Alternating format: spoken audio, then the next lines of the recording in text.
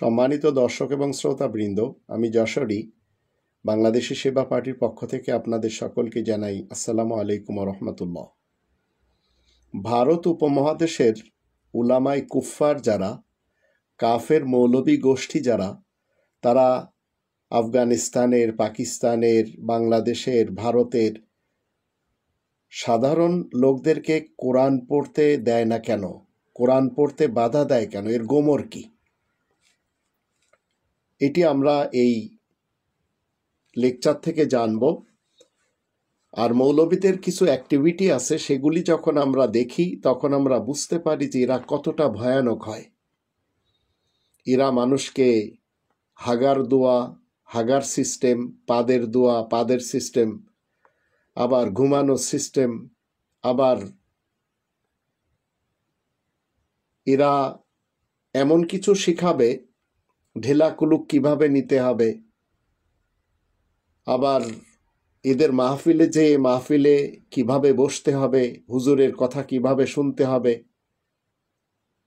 আবার মাদ্রাসায় না পড়লে সে পথভ্রষ্ট হবে, কোরআনের হাফেজ হতে হবে, কবরের আযাব মানতে হবে, এগুলির ব্যাখ্যা কোরআন দিবে না, কিন্তু এই কাফের মৌলবী গোষ্ঠীরা দিবে।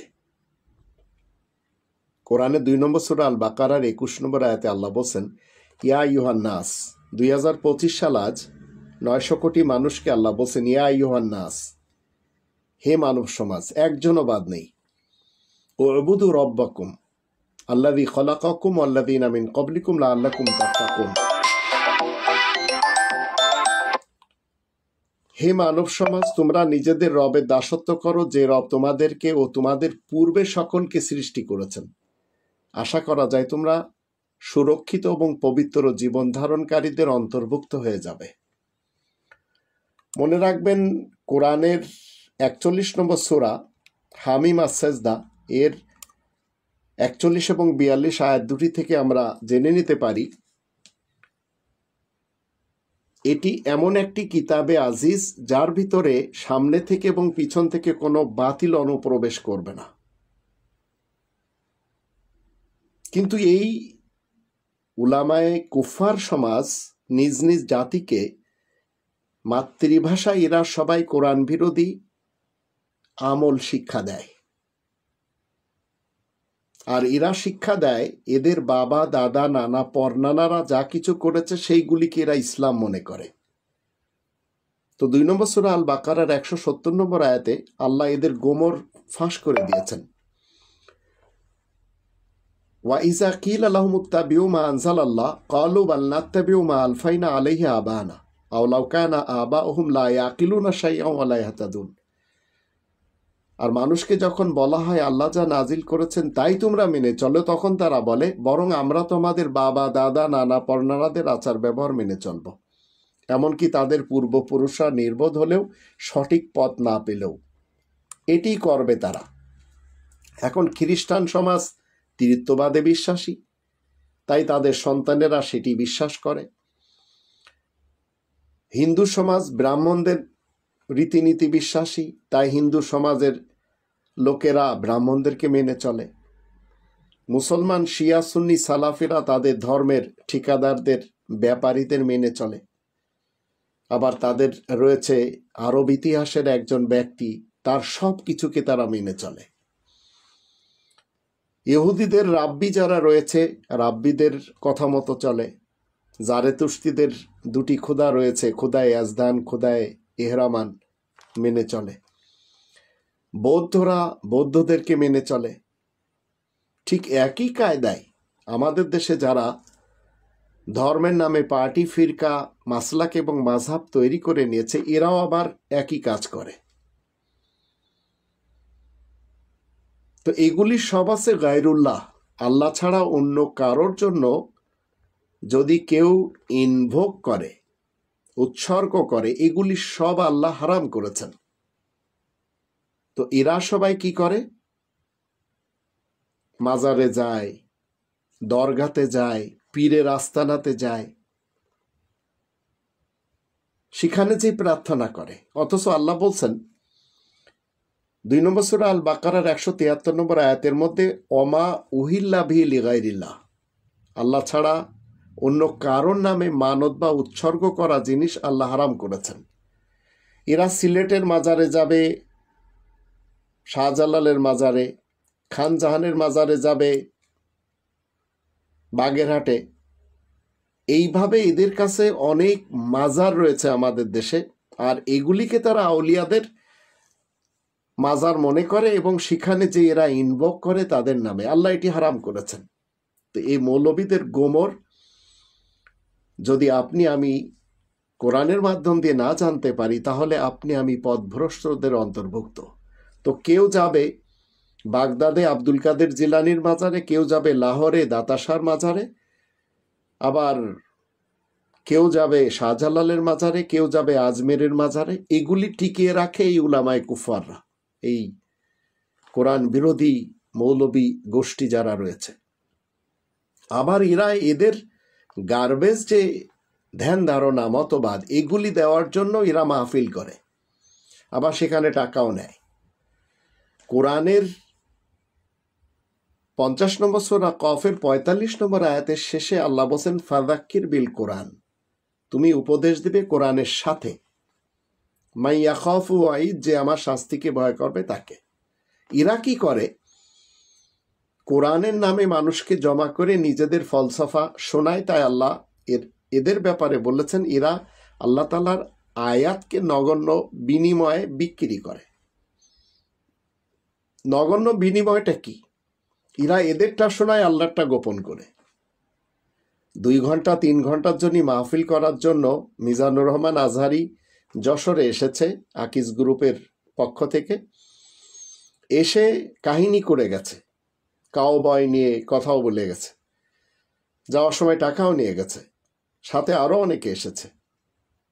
তো যেখানে ফাযাক্কির বিল কোরআন করার দরকার, সেখানে তারা নিজেদের জ্ঞান ভান্ডারে যা রয়েছে গার্বেজ খেয়ালগুলি শুনিয়ে তারা টাকা কামায়। তো আল্লাহ বলছে এরা ইয়াকুলুনা ফি বুতুনিহিম নার, নিজেদের পেটে আগুন ভরে, এরা আগুন ছাড়া কিছু খায় না। 2 নম্বর সূরা আল বাকারার 174 আয়াতে আল্লাহ বলেন ইন্নাল্লাযীনা ইয়াকতুমুনা মা আনজালাল্লাহু মিনাল কিতাব ওয়া ইয়াশতারুনা বিহি সামানান কলিলা, নিশ্চয় আল্লাহ লিখিত আল কিতাব থেকে যা নাজিল করেছেন তার কোনো অংশ যারা গোপন করে আর তা নগণ্য মূল্যে বিক্রি করে, ওয়া ইয়াশতারুনা বিহি সামানান কলিলা উলাইকা মা ইয়াকুলুনা ফি বুতুনিহিম ইল্লান নার ওয়া লা ইউকাল্লিমুহুমুল্লাহু ইয়াওমাল কিয়ামাতি ওয়া লা ইউযাক্কিহিম ওয়া লাহুম আযাবুন আলীম। তারাই তো নিজেদের পেটে আগুন ছাড়ার কিছুই ভরে না, খায় না। আল্লাহ তাদের সাথে কিয়ামতের দিন কোনো কথাই বলবেন না, আর তাদেরকে পবিত্র করবেন না, তাদের জন্য কঠোর আযাব রয়েছে। তো উলামায়ে কুফফার ভারত উপমহাদেশের দেশগুলিতে আমরা দেখতে পাচ্ছি মাহফিলে আসে তারা, নাহমাদুহু ওয়া নুসাল্লি আলা রাসূলিল কারীম বলে, আম্মাবাদ বলে, তারপর ক্বালা ক্বালা রাসূলুল্লাহ বলে, কিন্তু কোরআনের 69 নম্বর সূরা আল হাক্কার 40 নম্বর আয়াত তারা মানে না। ইন্নাহু লাকাউলু রাসূলিন কারীম, নিশ্চয় এই কোরআন একজন সম্মানিত রাসূলের মুখের বাণী। 43 নম্বর আয়াতে বলা আছে তানজিলু মির রব্বিল আলামিন, রব্বুল আলামিনের পক্ষ থেকে এসেছে, এটি বলবে না। ফাযাক্কির বিল কোরআন করবেই না, তারা তাদের গার্বেজ খেয়ালগুলি শোনাবে, যাওয়ার সময় টাকা নিয়ে যাবে। তো আল্লাহ বলছে এরা আগুনখোর।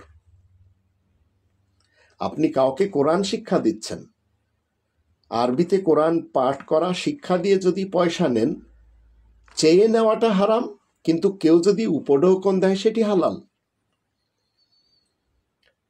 তো এখন মাজারবাসীদের কাছে এরা যে দোয়া করে, প্রার্থনা করে, তো এদের গোমর আল্লাহ তাআলা 16 নম্বর সূরা আন-নাহলের 20-21 আয়াত দুটি থেকে বলে দিয়েছেন। আর এরা আবার বলে কবরের আযাব হয়। তো প্রত্যেকটা মানুষকে ভয় দেখায় যে আপনার বাবা মা মারা গেছে, তাড়াতাড়ি মিলাদ পড়ান, তাড়াতাড়ি কোরআনখানি করান, 40 করান, 30 করান, কবরের আযাব থেকে বাঁচবে। অথচ কোরআনে এই ধরনের কোনো কনসেপ্টই দেয় না। 16 নম্বর সূরা আন-নাহলের 20-21 আয়াত দুটিতে ওয়াল্লাযীনা ইয়াদুনা মিন দুনিল্লাহি লা ইয়াখলুকুনা শাইআন ওয়া হুম ইখলাকুন আমওয়াতুন গায়রু আহইয়া ওয়া মা ইয়াশউরুনা আইয়ানা ইউবাসুন। কতক মানুষের আল্লাহ তাআলাকে বাদ দিয়ে অপর যাদেরকে ডেকে থাকে তারা কিছুই সৃষ্টি করতে পারেনি, বরং ওরা নিজেরা তো আল্লাহ তাআলার পক্ষ থেকে সৃষ্টি হয়েছে। ওরা মরালাশ নির্জীব, মানে মাজারবাসী বা দরগাবাসী বা কবরবাসী বা সমাধিতে যারা আছে, ওরা তো এও জানে না কখন তাদেরকে উঠানো হবে।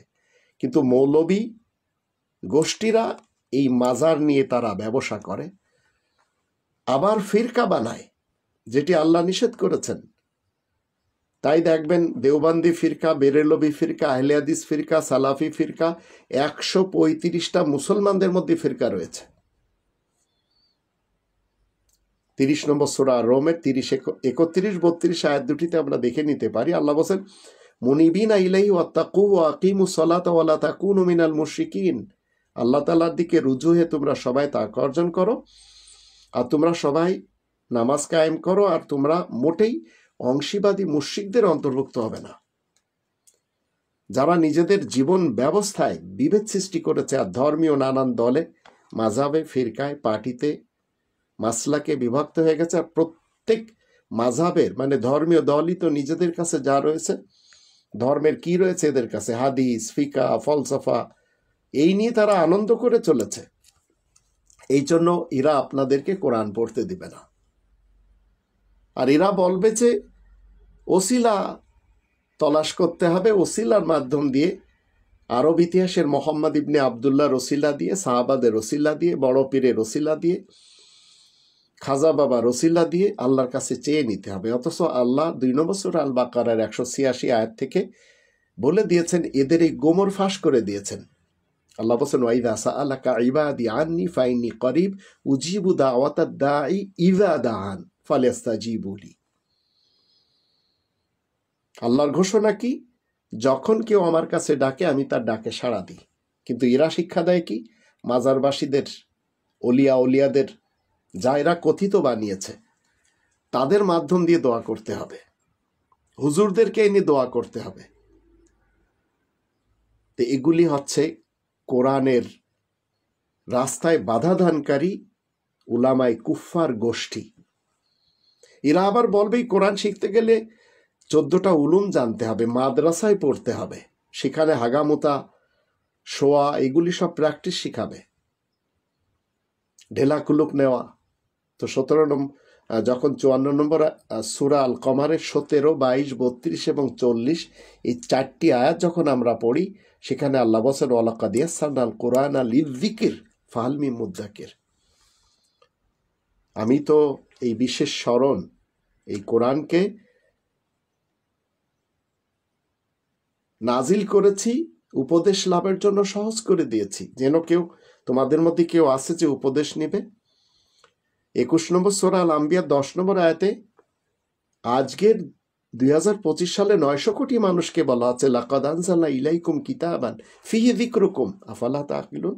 তোমাদের সকলের দিকে আমি একটি লিখিত গ্রন্থ নাজিল করেছি, যার ভিতরে তোমাদেরই উপদেশ উল্লেখ রয়েছে, তোমরা কি একটু বুদ্ধি বিবেচনা কাজে লাগাবে না? কিন্তু এরা সবাই আমাদেরকে শিক্ষা দিচ্ছে কি? এই কাফের উলামায়ে কুফফার গোষ্ঠী,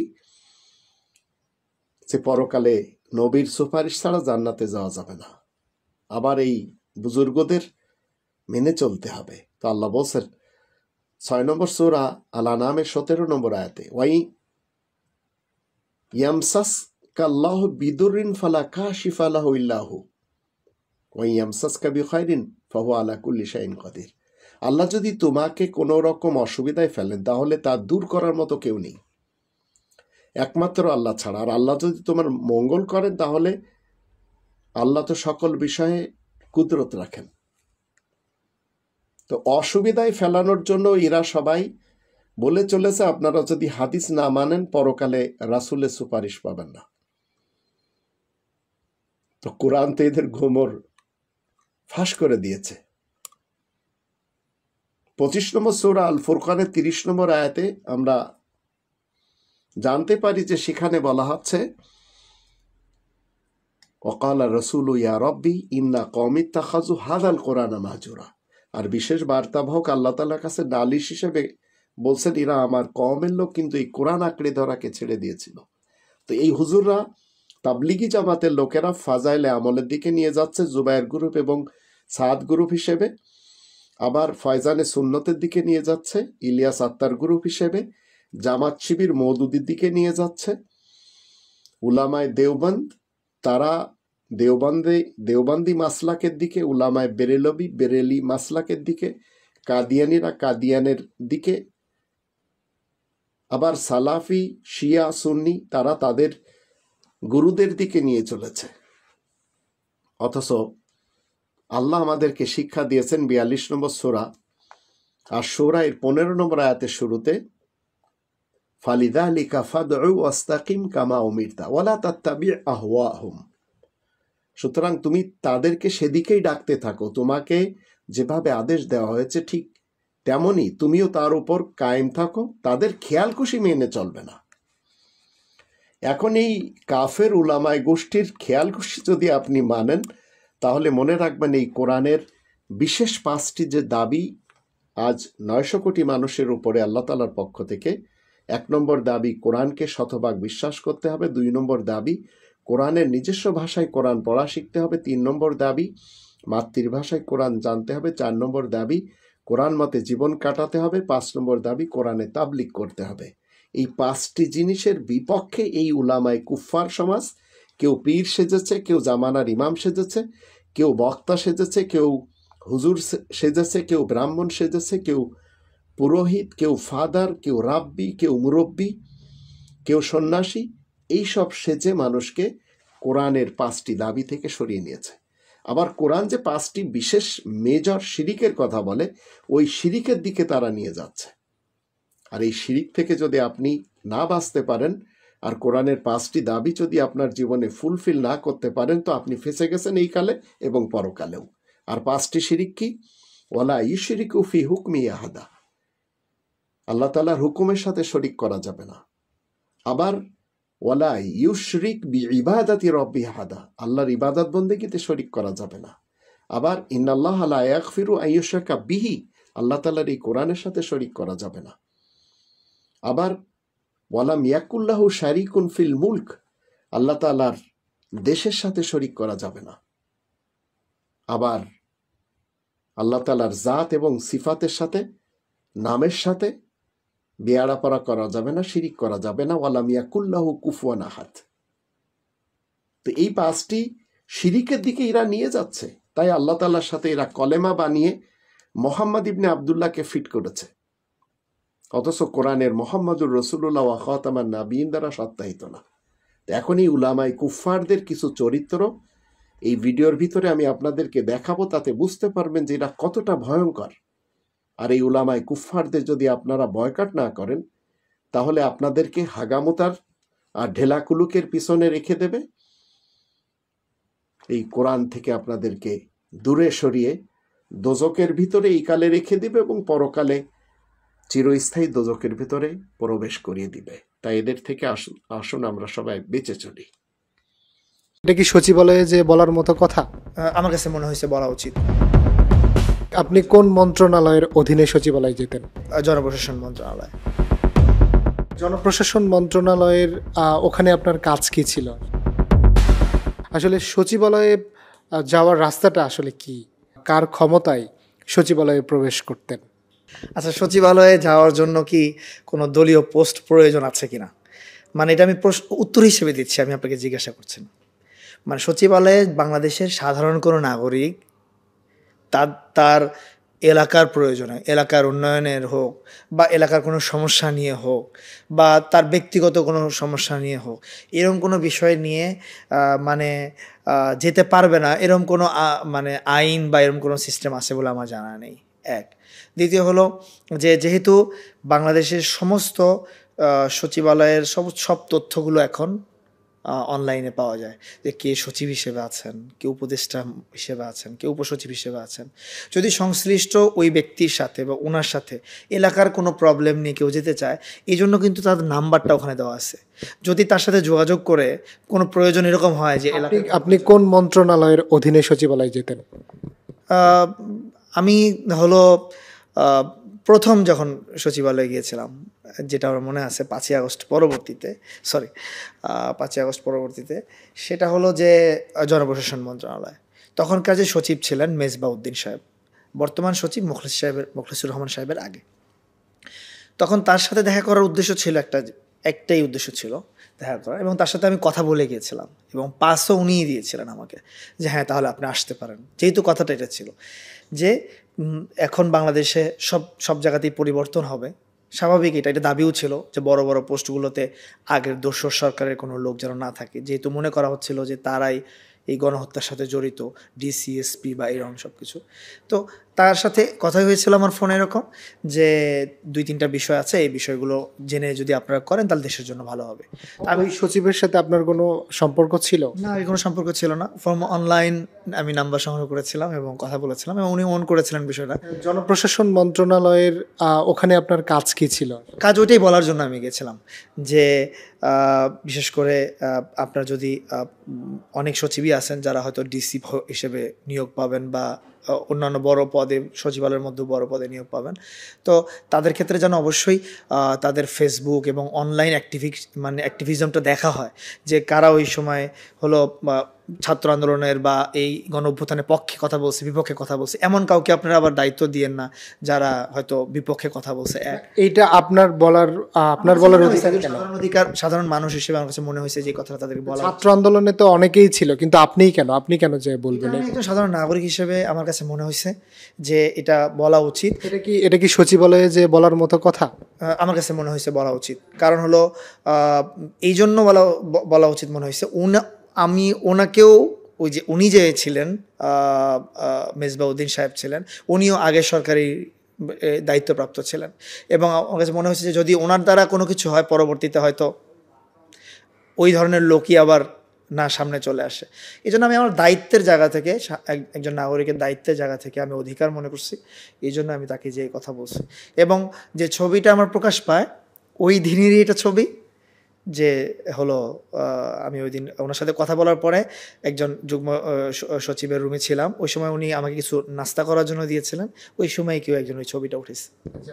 24 ডিসেম্বর আপনার সচিবালয়ে আগুন লাগে, তারপরে সাংবাদিক সহ সাধারণ মানুষ সবার নিষেধাজ্ঞা ছিল, তারপরেই ঘটনা আপনি সচিবালয়ে, আপনি কিভাবে সচিবালয়ে গেলেন? এটা মানে ভুল তথ্য, কারণ ডিসি নিয়োগ হয়েছে অক্টোবর মাসে আর আগুন লেগেছে ডিসেম্বর মাসে, তারপরে আমার যাওয়া হয়নি। আপনি বলতে চাচ্ছেন যে সচিবালয়ে আগুন লাগার পরে আপনি সচিবালয়ে যাননি? না, সচিবালয়ে মানে 24 ডিসেম্বরের এই যে ঘটনাটা বলা হয় যে ছবিটার কথা, এটা অনেক আগের। এটা যুগান্তরের রিপোর্ট দেখলে বোঝা যাবে, যুগান্তরে যিনি রিপোর্ট করেছিলেন এটা তো অনেক আগের। আপনি 24 ডিসেম্বরের পরে সচিবালয়ে যাননি? সচিবালয়ে আমি গিয়েছি, একদিন গিয়েছি সচিবালয়ে, কিন্তু সেটার সাথে মানে ওই ছবির বা ডিসি নিয়োগের ওটার সাথে কোনো সম্পর্ক। আচ্ছা, আপনি 24 ডিসেম্বরের আগে ডিসি নিয়োগের বিষয়টা নিয়ে সচিবালয়ে গিয়েছিলেন, কিন্তু 24 ডিসেম্বরের পরে আবার সচিবালয়ে গেলেন কেন? এটা সেদিন আমি গিয়েছিলাম, এটা লাস্ট মনে হয় 3-4 দিন আগের কথা, 3-4 দিন হবে বা 4-5 দিন আগের কথা, সেটা হলো যে শিক্ষা উপদেষ্টা মহোদয়ের কাছে আমার দেখা করা দরকার ছিল। ওনার সাথে আমি ফোনে কথা বলেছিলাম। কুয়েটের যে সমস্যা চলতেছিল, আমাদের ছাত্ররা অনশনে ছিলেন, তো কুয়েটে হচ্ছে অনেক পরিচিত ছাত্র আছে যারা আমাদের সাথে আন্দোলনের সময় যোগাযোগ রাখতো, বা ওই কুয়েটের বর্তমান জাস্ট রিজাইন করা যে ভিসি, ওনার বেশ কিছু তথ্য আমার কাছে ছিল যে উনি কিভাবে হলো ছাত্রদের সাথে খারাপ আচরণ করছেন। তখন কোন পাসটা নিয়ে আপনি গেলেন ওখানে? ওয়ালটন আবারও মিলিয়নিয়ার অফারে ওয়ালটন ফ্রিজ কিনে আপনিও হয়ে যেতে পারেন মিলিয়নিয়ার। শিক্ষা উপদেষ্টার সাথে দেখা করার জন্য আপনি কার পাস নিয়ে গেছেন? এটা হলো ওই দিন যেটা ছিল যে কি বলে, ওই দিন সম্ভবত সোমবার ছিল, কিন্তু আমাদের অলরেডি 3-4 জন ছাত্র এরকম ছিল যারা অসুস্থ হয়ে হাসপাতালে চলে গেছিলো, এমনকি অন্যান্য জায়গাতেও গণ অনশন শুরু হয়ে গেছিলো, তো জরুরি ছিল কথাগুলো বলার জন্য।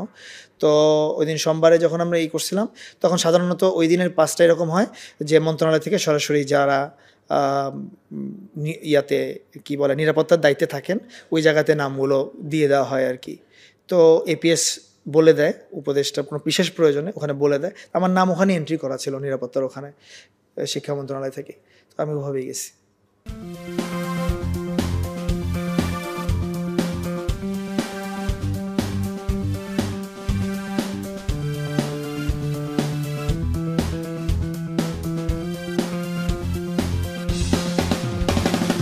চরম মানবিকতার পরিচয় দিয়েছে।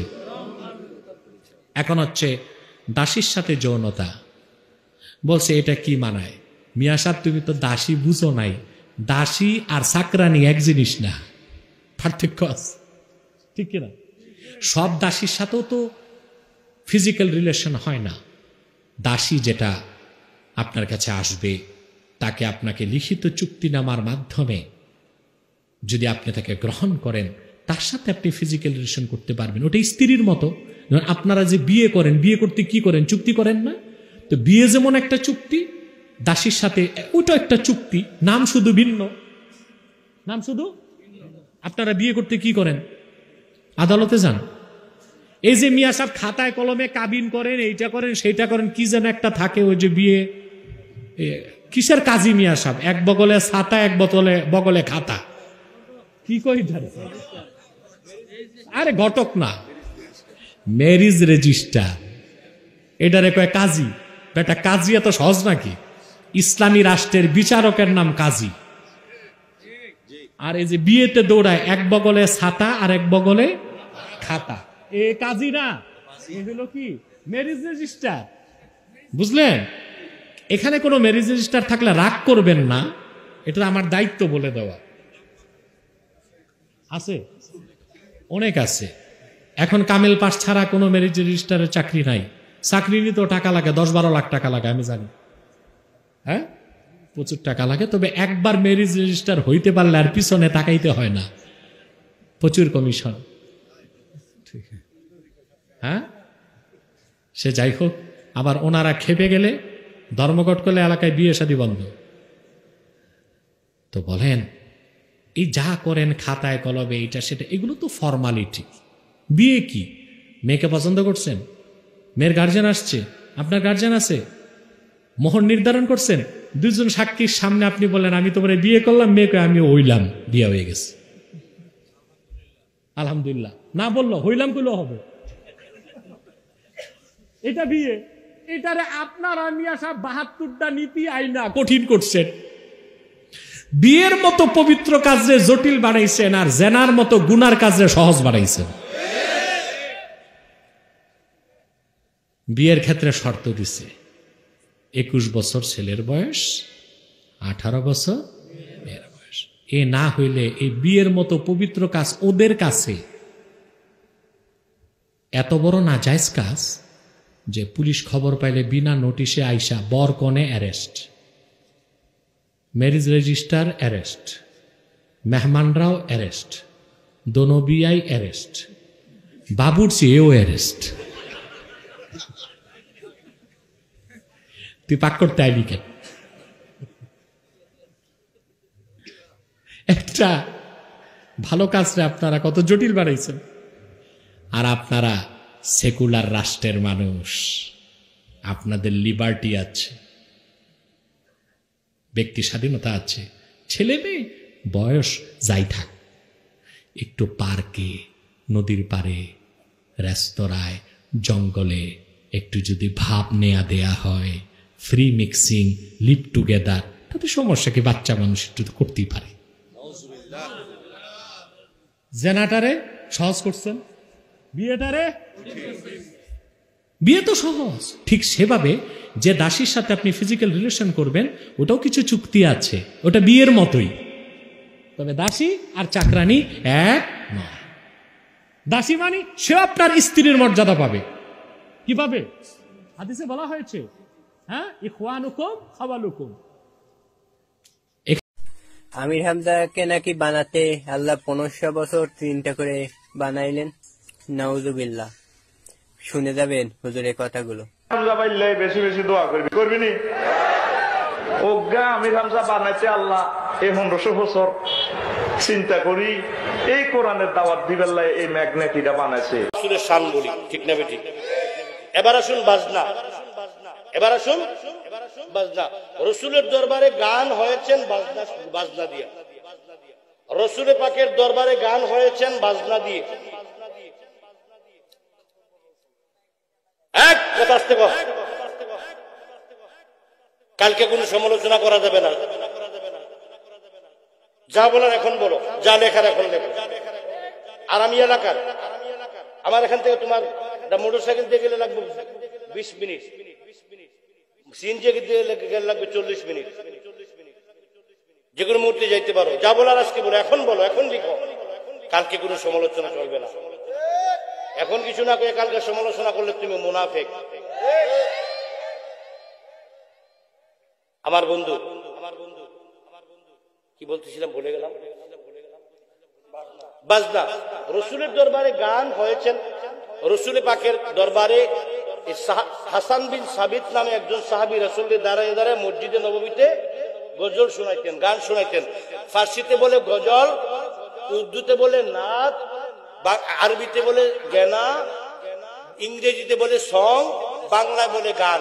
এটা হারাম হবে খারাপ ব্যক্তি হলে, হালাল হবে ভালো ব্যক্তি হলে। যেটা গান এটাই গজল।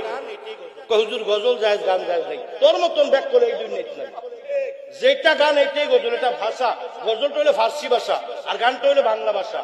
যেটা পানি এটাই জল, এটাই ময়া, এটাই ওয়াটার। মনোযোগ। বুখারী শরীফ প্রথম খণ্ড, কিতাবুল চতুর্থ ভাগ, কিতাবুল উদাইন। গভীর মনোযোগ। মিশকাত শরীফের 558 পৃষ্ঠা খোলো, বাবে মানাকিব ওমর। মুসলিম শরীফের 291 পৃষ্ঠা খোলো, গভীর মনোযোগ। হাদিস শরীফ থেকে বলছি, আল্লাহর নবী রাহমাতুল লিল আলামিন মা আয়েশা সিদ্দিকা রাদিয়াল্লাহু তাআলা আনহার হুজরার মধ্যে শুয়ে আছেন। নবীজির পুরা শরীর মুবারক ঢাকা দিয়ে রাখছে চাদর দিয়ে। হাবশি দেশের কালো বর্ণের যুবতী ছোট ছোট মেয়েরা হাতে তালি দিয়ে, বুক হাতে তালি দিয়ে দব বাজিয়ে গান করতেছে। দব বাজিয়ে, এগুলা রাখো, উত্তর দেবো সবগুলা। দব বাজিয়ে গান করতেছে। সেই গানগুলা কিসের গান? কিতাবের ইবারতের মধ্যে এইটাও লেখা আছে, বিগেনায়ে বুআসিন। বিগেনায়ে বুআসিন, এই গানটা ছিল বুয়ার যুদ্ধের গান। এবার সুর দেবো কম, কথা বলবো বেশি, আর বেশি কোন এবার কষ্ট দিতাম না। বিগেনায়ে বুআসিন, এই গানটা ছিল বুয়ার যুদ্ধের গান। ফাদাখালা আবু বকর ফানতাহরানি, হযরত আবু বকর রাদিয়াল্লাহু তাআলা আনহু সেই ঘরের ভিতরে প্রবেশ করলেন। আবু বকর রাগ হয়ে আয়েশার প্রতি, হযরত আয়েশার প্রতি রাগ করে ফেললেন। কি করলেন? রাগ করে ফেললেন। রাগ করে বললেন কি, ইনদাম নবী সাল্লাল্লাহু আলাইহি ওয়াসাল্লাম মাজমারাতু শাইতান। এই আয়েশা, শয়তানের বাজনা রাসূলের সামনে বেশি করো। রাসূল মুখ থেকে চাদর সরিয়ে দিয়েছে, যে বলল আবু বকর বসো, ওদেরকে গাইতে দাও। একটু পরে ওমর গেলেন, এমনি করে কয়েকজন সাহাবী গেলেন। একটু পরে ওমর গেলেন। ওমরকে মানুষ, ওমরের রায় বড় না নবীজির রায় বড়? ওমরের সিদ্ধান্ত কায়েম হবে না নবীজির সিদ্ধান্ত কায়েম হবে? একটু বলে হযরত ওমর গেলেন, পেশটা এখানে লাগায়, এই জায়গাটা দিয়া ওহাবিরা পেশটা লাগায়, মুনকিরেরা পেশটা লাগায়, সুন্নিদের মধ্যে একদল পেশ লাগায়। এরপরে প্রবেশ করলেন ফাদাখালা ওমর। ফাদাখালা ওমর প্রবেশ করলেন। ওমর প্রবেশ করিয়া যখন প্রবেশ করলেন, তখন ওমরকে মানুষ স্বভাবগত কারণে, ওমরকে মানুষ স্বভাবগত কারণে, আচরণগত কারণে ভয় পাইত। বিদায় অনেক সময় পরিবারের মধ্যে দুই একটা লোক খুব বদমেজাজি থাকে অনেক পরিবারে, ঠিক না ঠিক? ওদেরকে দেখলে ঘরের সবাই চুপ হয়ে যায়। কিছু কিছু বাবা আছে, ছেলেমেয়েরা আব্বুর কান্দে যায় ওঠে, ঠিক না ঠিক? আব্বুর কাঁধে যেয়ে ওঠে, আব্বুরে ঘোড়া বানায়, আব্বুরে কিলায়, আব্বুর কাঁধে ওঠে। কিছু কিছু ছেলে মেয়েরা আব্বুরে দেখে দৌড় দেওয়া, এটা আব্বুর ব্যবহারের কারণে, ঠিক না ঠিক? তদ্রূপ হযরত ওমরের রাগ বেশি থাকার কারণে ওমরকে দেখে আর বন্ধ করে দিলেন। ওমরকে দেখে বন্ধ করে দিলেন। তো রাসূল সাল্লাল্লাহু আলাইহি সাল্লাম বললেন, ওমর, তোমাকে দেখে তারা বন্ধ করে দিল, তোমাকে শয়তানও ভয় পায়। এই কথাটা দিয়ে বুঝাইতেছে যে এই হাদিস দ্বারা গান হারাম। তাহলে এটা যদি হারাম হইতো তাহলে রাসূল কেন, তাইলে ওমরের দাম বেশি না রাসূলের দাম বেশি? হারাম হইতো রাসূল প্রথমে শুনতেন না, তাইলে রাসূল কি হারামের পক্ষে? রাসূলের রায় এবং রাসূলের ওজন এবং রাসূলের সিদ্ধান্ত এবং রাসূলের উপর কি দলিল কি রাসূলের উপর নির্ভর করবে? উপস্থিতির মধ্যে যদি রাসূলও থাকে ওমরও থাকে, এটা কি রাসূলের সিদ্ধান্তটাকে রায় মানা হবে না ওমরকে মানা হবে?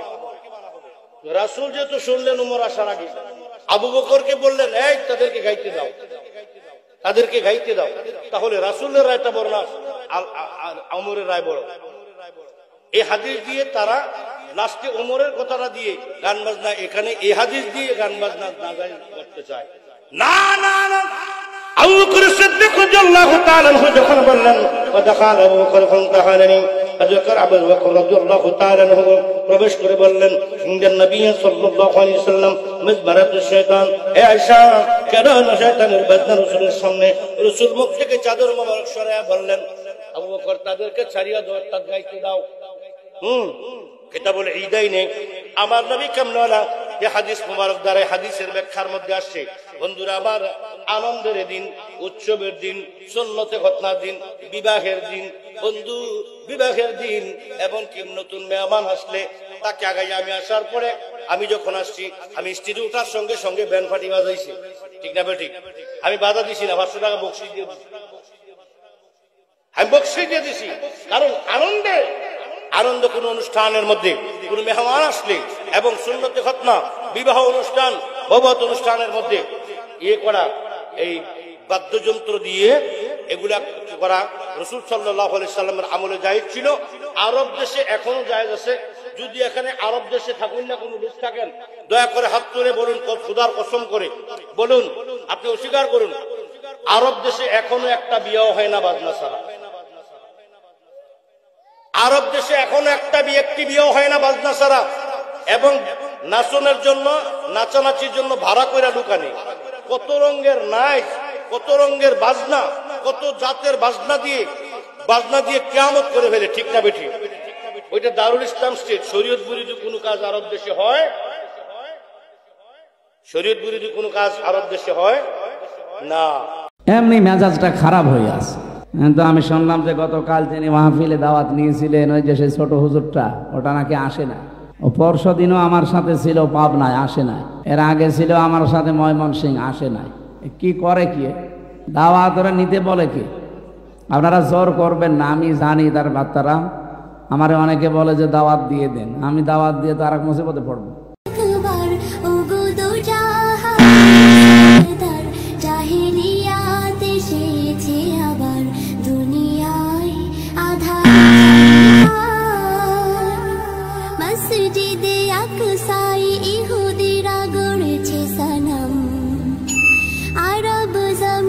আরে ভাই আসতে টানে, আরে এ তো শেষে নমরুদের মতো শুরু করলো।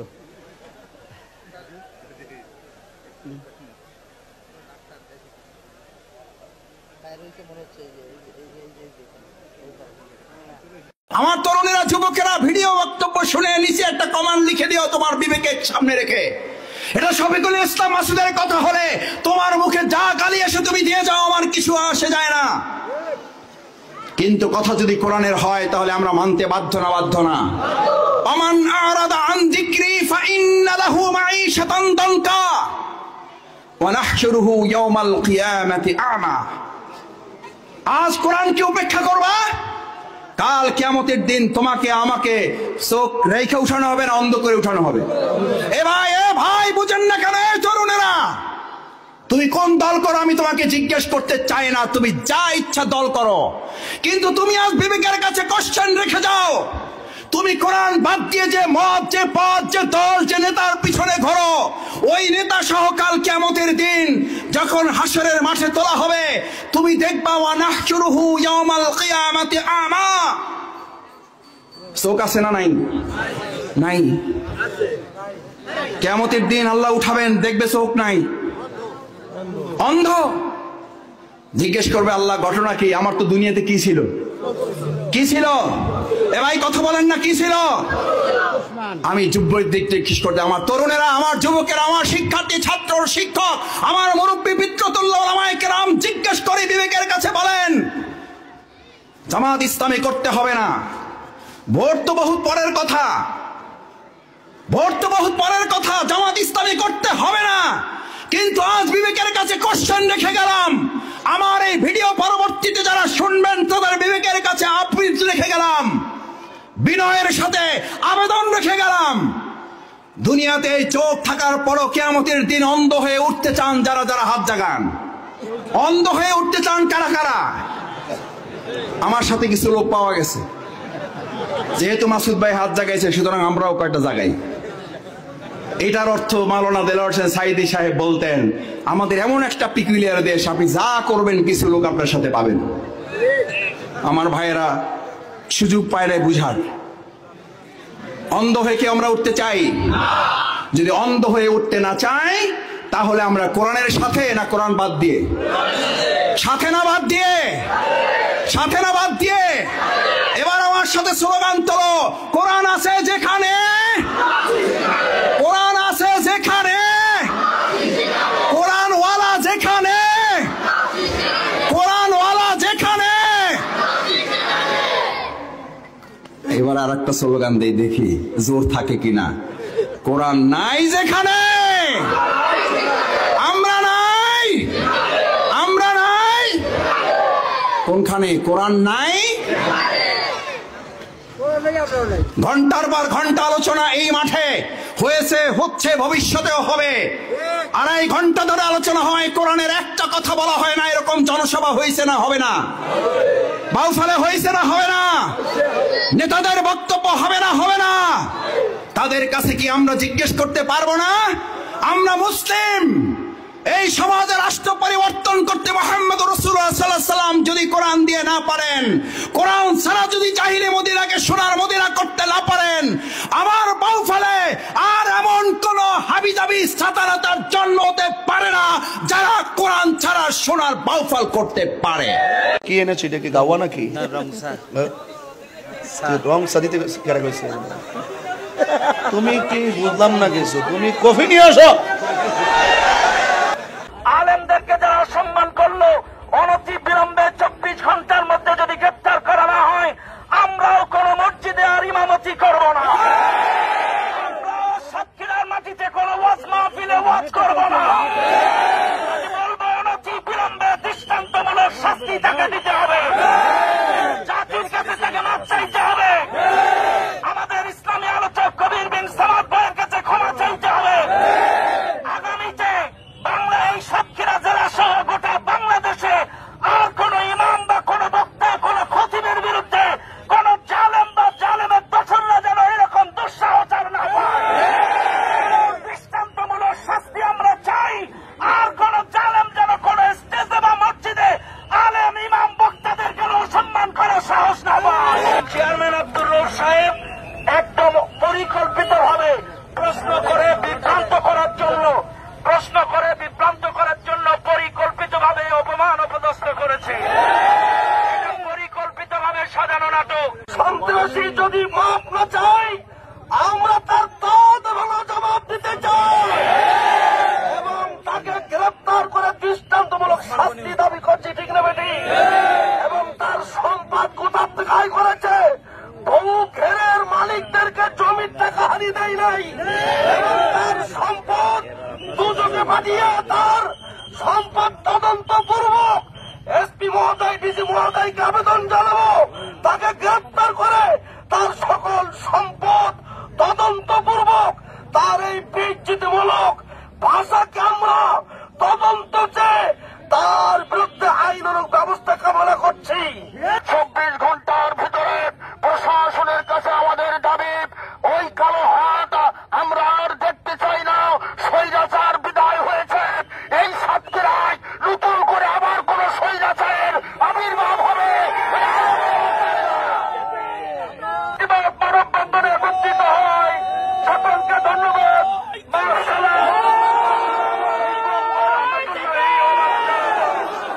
যদি কোন পদক্ষেপ গ্রহণ করে তার জন্য প্রশাসনকে দায়ভার গ্রহণ করতে হবে। আমরা দেখেছি এই ধরনের নারকীয় তাণ্ডব লীলা ঘটিয়ে সাতক্ষীরার শান্তিপ্রিয় মানুষকে তারা অত্যন্ত উত্ত্যক্ত করেছে। বাকি ছিল আলেম ওলামাদেরকে এই সাতক্ষীরার বুকে নিশ্চিহ্ন করা, কিন্তু তাদের এই দুরাশা পূরণ হবে না। সাতক্ষীরার মাটি কোরআনের ঘাঁটি, সাতক্ষীরার মাটি ইসলামের ঘাঁটি। কেউ অন্যায় ভাবে নিরীহ একজন আলেমকে কোরআনের কথা বলার কারণে হাস্তা নাস্তা করেছে, সাতক্ষীরাবাসী এর বিচার চাই। আমরা প্রশাসনকে অনুরোধ রাখতে চাই, আগামী 24 ঘন্টার মধ্যে তাকে গ্রেফতার করে তদন্তপূর্বক ন্যায়ানুপন্থায় এর ব্যবস্থা না করলে এই সারা সাতক্ষীরার সমস্ত মসজিদ, মাদ্রাসা, আলেম ওলামা খালি নয়, ধর্মপ্রাণ সকল পর্যায়ের মানুষ একসাথে হয়ে এর প্রতিবাদ জানাবার জন্য যেখানেই পাও, আল্লাহ কি বলছেন, যেখানেই পাও মুশরিকদেরকে হত্যা করো। বাংলাদেশে পাও, ইন্ডিয়ায় পাও, মায়ানমারে পাও, আমেরিকায় পাও, ইউরোপে পাও, তাই না? এটা সন্ত্রাসী আয়াত না? হ্যাঁ, এটা সন্ত্রাসী আয়াত না? এটা সন্ত্রাসী আয়াত না? হ্যাঁ, মারাত্মক কথা। এই জন্য তো তর্জমা করতে আগে ডানে বামে পুলিশ দেখতে হয়। নমস্কার। আপনারা জানেন আমার একটা ভিডিওর বক্তব্য কিছুটা কেটে নিয়ে অসীম সরকার কোরআন বিরোধী বলে আমাকে খুন করবার জন্য অনেক রকমের হুমকি এসেছে। আমি থানায় এফআইআরও করেছি। তাতে কি হবে জানি না, তবে আমি কোরআনের যে সূরাগুলো বলেছিলাম বাংলা অর্থ, আমার দোষ হয়েছিল তো।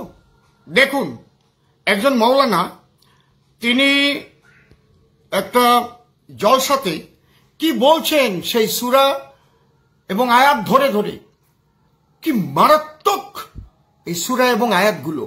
এই যে ঘর থেকে টেনে টেনে মুর্শিদাবাদে খুন করছে, বাচ্চা ছেলেপেলেরা গিয়ে ভাঙচুর করছে, বাচ্চা ছেলেপেলেরা বলছে তোমার স্বামীকে ক্ষমা করতে পারি, তোমার ইজ্জত দিয়ে দাও, বউগুলোকে বলছে।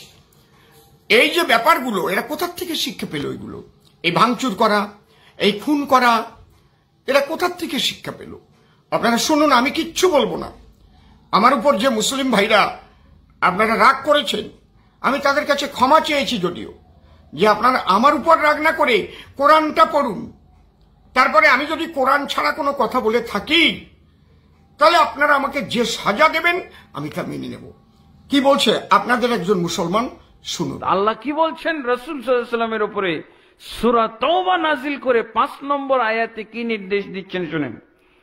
হারাম মাসগুলো অতিবাহিত হয়ে গেলে ফাকতুলুল মুশরিকিন, হে রাসূল আপনি আপনার মুমিন বাহিনী, মুমিন সম্প্রদায়কে অর্ডার দিয়ে দেন, তাদেরকে আদেশ দিয়ে দেন, তাদেরকে দায়িত্ব দিয়ে দেন। কি দায়িত্ব? ফাকতুলুল মুশরিকিন, মুশরিকদেরকে হত্যা করো যেখানেই পাও। কি বলছেন? হত্যার আগে আরো তো কিছু কাজ, হত্যার আগে কিছু কাজ করতে হবে না? ওই লোকটাকে তো আপনার গ্রেফতার করতে হবে, বন্দী করতে হবে। এই জন্য আল্লাহ এটাও বলছেন, খুজুহুম, তাদেরকে পাকড়াও করো, তাদেরকে গ্রেফতার করো। খুজুহুম ওয়াহসুরুহুম, তাদেরকে অবরোধ করো, অবরুদ্ধ করো, ঘেরাও করো চতুর্দিক থেকে।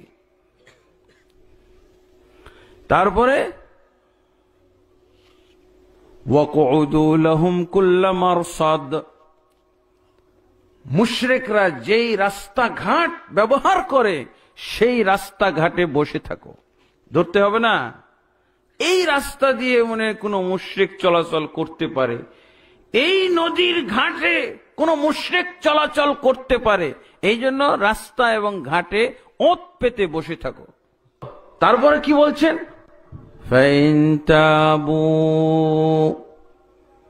তবে যদি তারা তওবা করে, ওয়াকামুস সালাতা, এবং সালাত কায়েম করে, ওয়া আতাউজ যাকাতা, যাকাত কায়েম করে, ফাখাল্লু সাবিলাহুম, তাহলে তাদের রাস্তা ছেড়ে দাও, তাদেরকে গ্রেফতার করে থাকলে তাদেরকে মুক্ত করে দাও, তাদেরকে অবরোধ করে থাকলে ছেড়ে দাও, তাদেরকে মুক্তি দিয়ে দাও। যদি 3টা কাজ করে, তওবা করে, সালাত কায়েম করে, যাকাত আদায় করে, তাহলে তাদেরকে মুক্ত করে দাও, তাদেরকে হত্যা করো না। শুনলেন তো? বলুন আমার দোষটা কি? এবং কোরআনের পৃষ্ঠাটা আমি তুলে দিচ্ছি আপনাদের কাছে, আপনারা দেখবেন।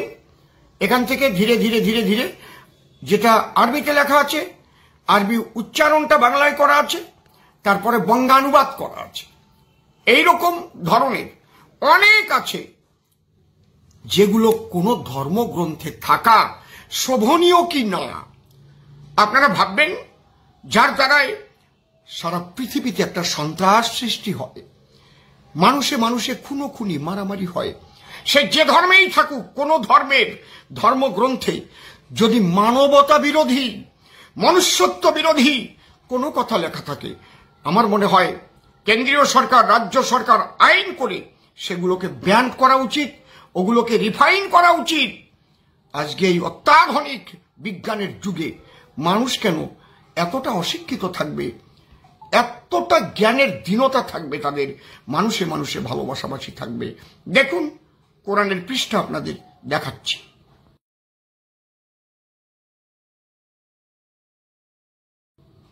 দেখলেন তো? তাই আমি ভুল বলিনি তো? নমস্কার। আপনারা ভাবুন, মুসলিম ভাইরাও ভাবুন, হিন্দু ভাইরাও ভাবুন, যে ব্যাপারটা মূল গন্ডগোলের কেন্দ্রটা কোথায়, কোথার থেকে শিক্ষা পাচ্ছে, কেন এগুলো হচ্ছে, কেন ঘর থেকে টেনে বের করে খুন করছে, আনন্দ পাচ্ছে খুন করে, কারণ এই শিক্ষাটাই তারা পেয়েছে। নমস্কার, ভালো থাকবেন। আধার কোটি মুসলিম আছে ঠিকই ধরাতে, দাস হয়ে গেছে তারাও কাফিরের হাতে, সিংহ দেখে। আমরা কোরআন পড়ি না, 22 বছর ধরে তাহাজ্জুদ ছাড়ি নাই, ডেলি 70-80 রাকাত নফল নামাজ বেশি পড়ি আল্লাহর রহমতে, 2 বেলা কোরআন শরীফ।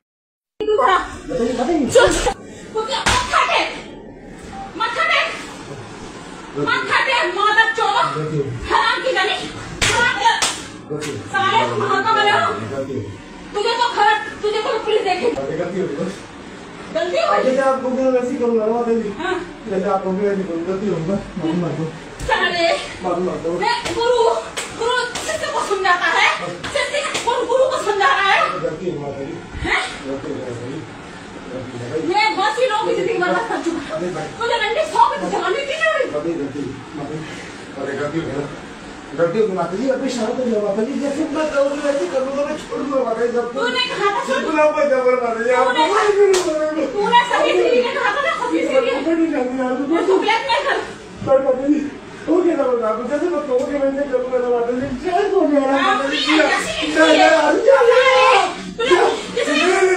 मुझे ना चल मेरे माता जी चल बस अब जाने दे ना माता जी, मेरी चाय में तो मुझे मंडलेश्वर जी ने मारा था, उसे समझाया, तू नहीं माना, मुझे मिठाई जी ने समझाया, गुरु भाई ने समझाया, तू नहीं माना, तू क्या सोचता है?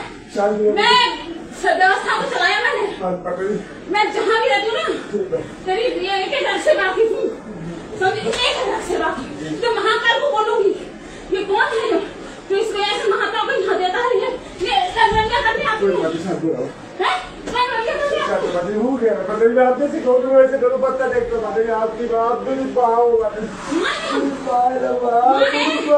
ऐसे मैं लेके सोचा बात बाकी से पता ना करे, मैं क्या बोलूं समझे? मेरा भूल मिल गया फिर सुगर की औलाद, सारा गंदी की औलाद, तुझे तो तेरा काम आ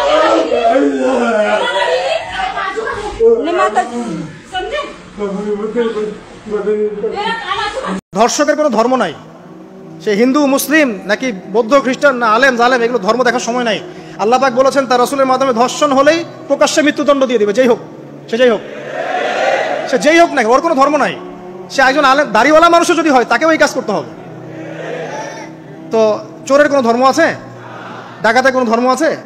তো মিডিয়া আবার টেকনিক্যালি দেখবেন ওইটাকে হাইলাইট করবে বেশি, বিকজ এখানে একটা সুযোগ আছে ইসলামকে ডমিনেট করার জন্য। তবে এখানে একটা বিষয় ক্লিয়ার করতে হবে যে পাপ পাপী, যেই করুক তাকেই শাস্তির আওতায় আনতে হবে। আল্লাহ পাক তৌফিক এনায়েত করুন বোঝার। এখন এমন একটা সময় চলছে বাচ্চারাও এগুলো থেকে নিরাপদ না। 5 বছরের মেয়ে, 7 বছরের মেয়ে, কয়দিন আগে দেখলাম যে 2 বছরের মেয়ে, নাউজুবিল্লাহ, তার সাথেও নাকি এরকম ঘটনা ঘটেছে, এবং উত্তরবঙ্গেরই ঘটনা এগুলা। আর এগুলো শহরের চেয়ে এখন গ্রামে বেশি হচ্ছে। কারণ কি জানেন, গ্রামে তো আগে মানুষ এই উন্মুক্ত পোশাক আশাক দেখতো না খুব বেশি। এখন যখন পর্ন চলে আসছে হাতে, বাসায় সব এগুলো দেখছে, তখন গ্রামে দেখবেন ধর্ষণ বাড়ছে না? এটা নিয়ে আমি আলাদা লেকচার দিয়েছি যে কতগুলো ধর্ষণ হয়েছে এই পর্যন্ত। এই বছরই লাস্ট এই বছরই দেখবেন রিপোর্টেড 1337টা রেপের ঘটনা ঘটেছে এই বাংলাদেশেই। অ্যালার্মিং বিষয়।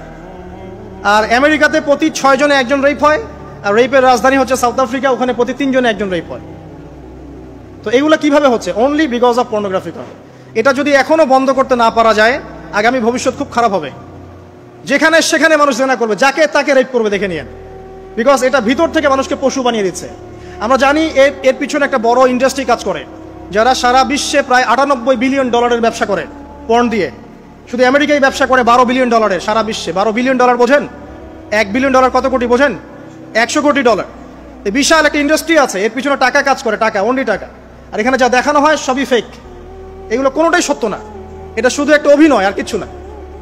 তো এটা দিয়ে পুরো স্পেশালি মুসলিম যুবকদের ভিতরে এমন একটা মানে পশুত্ব ঢুকে দেওয়া হয়েছে যে জেনা, ধর্ষণ, বেহায়াপনা এগুলো বাড়তেই আছে দিন দিন। এটা না কমানো গেলে এবং মানে আইনের সুশাসন নিশ্চিত করা না গেলে ধর্ষণ কমবে না, জেনা কমবে না, ইফটিজিংও কমবে না, মেয়েদের অধিকার আর আদায় করা সম্ভব হবে না। এটা আমার মত। বাকিটা আপনারা ভেবে দেখেন, আপনারা অনেক বিজ্ঞ মানুষ আছেন, ভেবে দেখেন কি করলে এগুলো কমবে। যদি না ভাবি, আল্লাহ পাক কি করবেন জানেন? একটা হাদিস বলি খালি। জাইনাব বিনতে জাহাশ রাদিয়াল্লাহু আনহা তিনি বলছেন, ইয়া রাসূলুল্লাহ সাল্লাল্লাহু আলাইহি ওয়াসাল্লাম, আনুহলিকু ওয়া ফিনা সালিহুন, আমাদের মধ্যে সৎ লোক থাকা অবস্থাতেও কি আমরা ধ্বংস হয়ে যাব? আমাদের মধ্যে সৎ যে অনেক ব্যক্তি আছে তারা থাকলেও কি আমরা ধ্বংস হয়ে যাব? নবীজি বলছেন, নাম, হ্যাঁ তোমরা ধ্বংস হবে। ইদা কাসরাতিল খাবাস, যখন নোংরামি, অশ্লীলতা, বেহায়াপনা বাড়তে থাকবে, আলেম জালেম সব ধ্বংস হয়ে যাবে। তা আমরা আমাদের স্বার্থেই কথাগুলো বলবো, কারণ আমরা যদি এগুলোকে প্রতিহত করতে না পারি, তাহলে আমাদের বাড়িতেও এই ফিতনা ঢুকে আসবে। আসবে না? আসবে। দেখে নিয়েন। আল্লাহ পাক বোঝার তৌফিক এনায়েত করুন, আমিন। তো কওমে লূতকে আল্লাহ পাক কি করেছেন? সুন্দর বালকের রূপে এই জিবরাইল আর মিকাইল আলাইহিস সালামকে পাঠিয়েছেন। এখন লূতের লোকরা বলছে যে তোমার ঘরে যে মেহমান দুজন এসেছে ওদেরকে আমাদেরকে দাও। নাউজুবিল্লাহ। বুঝতে পারেন নাই? তোমার ঘরে যে দুজন মেহমান এসেছে, ওই দুজন মেহমানকে নিতে এসেছে। লূত আলাইহিস সালাম বলছেন যে আমার হাউলাই বানাতিন কুনতুম ফাইলিন, তোমাদের যদি বিয়ে করার ইচ্ছা থাকে, আমার মেয়েরা আছে, তাদেরকে বিয়ে করা প্রয়োজনে। একজন নবী তার মেয়েকে বিয়ে দিতে যাচ্ছেন, তাও তোমরা এই পথে যেও না। তখন এই কওমে লূতের লোকরা বলছে, তুমি খুব ভালো করে জানো হে লূত আমরা কি জন্য এসেছি। তখন তিনি বলছেন, আলাইসা মিনকুম রাজুলুন রশিদ, তোমাদের মধ্যে কি একজনও ভালো মানুষ নাই? এরপরে আল্লাহর আযাব আসলো। লূত আলাইহিস সালাম এবং তার স্ত্রী চলে যাচ্ছেন। তার স্ত্রী কিন্তু আবার ঈমানদার ছিলেন না, সে পিছনে ফিরে বারবার দেখছে।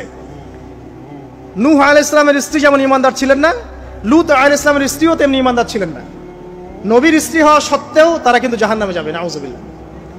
তো এই লূতকে ধ্বংস করলেন আল্লাহ পাক, কওমে লূতকে।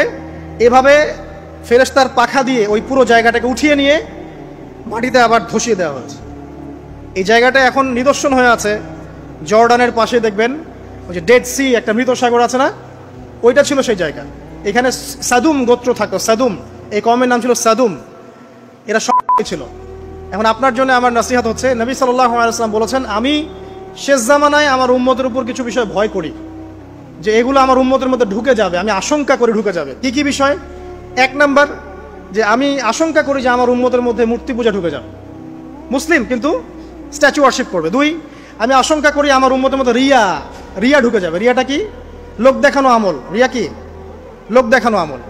আমি আশঙ্কা করি যে আমার উম্মতের মধ্যে ছড়িয়ে পড়ে নাই, এগুলো নবী সাল্লাল্লাহু আলাইহি ওয়াসাল্লামের আশঙ্কা ছিল। দেখেন সবগুলো এখন বাস্তব হয়ে গেছে।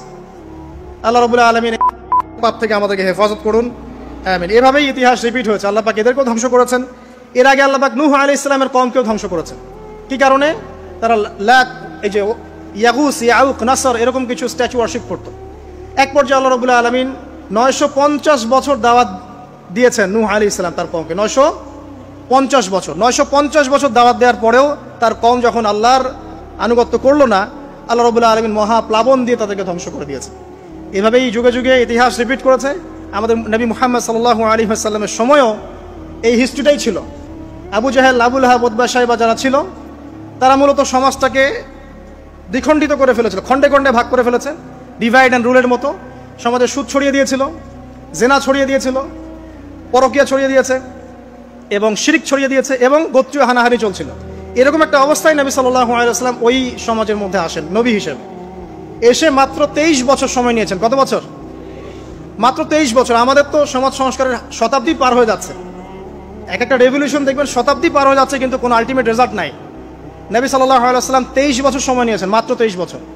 এই 23 বছরে কোরআন এবং হাদিস এই দুটোকে হাতে নিয়ে নবী সাল্লাল্লাহু আলাইহি ওয়াসাল্লাম সমাজের প্রত্যেকটা জাহিলিয়াত উপর থেকে সরিয়ে দেন নাই, শেকড় থেকে উপরে ফেলেছেন। তবে তিনি যখন ইসলাম প্রতিষ্ঠা করে দিয়ে চলে গেছেন, খোলাফায়ে রাশেদার যুগ চলে গেছে, তারপর উমাইয়া খেলাফত এসেছে প্রায় 100 বছরের মতো, পরে আব্বাসীয়রা এসেছে প্রায় 550 বছরের মতো, আস্তে আস্তে ফাতেমিরা এসেছে, ওদিকে কর্ডোভার স্পেনে আন্দালুসি উমাইয়া শাসন ছিল, ওসমানীয়রা এসেছে। এভাবে ইতিহাস চলেছে দীর্ঘদিন, প্রায় 1400 বছর। শেষ পর্যায়ে গিয়ে নবী সাল্লাল্লাহু আলাইহি ওয়াসাল্লাম কিছু ভবিষ্যৎবাণী করে গেছে, যখন শেষ জামানাগুলো আসবে তখন দেখবে তোমরা সমাজে সুদটা ছড়িয়ে পড়বে বেশি, জেনা ছড়িয়ে পড়বে, পর্ন ছড়িয়ে পড়বে। পর্ন কথা তো তিনি বলেন নাই, বলেছেন অশ্লীলতা ছড়িয়ে পড়বে। এখন আমরা বলছি এটা পর্নোগ্রাফি। তিনি আরো বলেছেন সময়গুলো সংক্ষিপ্ত হয়ে আসবে, মানুষের হঠাৎ মৃত্যুর পরিমাণ বেড়ে যাবে, অনেক কিছু বলে গেছেন। দিন চলে যাবে মনে হবে একটা ঘন্টার মতো চলে গেল, বছর চলে যাবে একটা মাসের মতো, মাস যাবে একটা সপ্তাহের মতো। অনেকগুলো সাইন তিনি বলে গেছেন। মুসলিমদের মধ্যে বিভক্তি বাড়তে থাকবে, হত্যা, হারাজ বাড়বে। হারাজ, হত্যা মানে হারাজ, মানে একজন ব্যক্তিকে হত্যা করা হবে, সে জানবে না আমাকে কেন হত্যা করা হলো, আর একজন ব্যক্তি হত্যা করবে, সেও বুঝবে না কেন তাকে মারলাম। ফাসাদ বাড়তে থাকবে, উঁচু উঁচু অট্টালিকা নির্মাণের প্রতিযোগিতা বাড়তে থাকবে। হচ্ছে না এগুলো? সমাজে ভালো মন্দের মানদণ্ড উল্টে যাবে, মানুষ সত্যকে মিথ্যা বলবে, মিথ্যাকে সত্য বলবে, মিথ্যাবাদীকে সত্যবাদী বলবে, সত্যবাদীকে মিথ্যাবাদী বলবে, আমানতদারকে খেয়ানতকারী বলবে, খেয়ানতকারীকে আমানতদার বলবে। টোটালি মানদণ্ড উল্টে যাবে।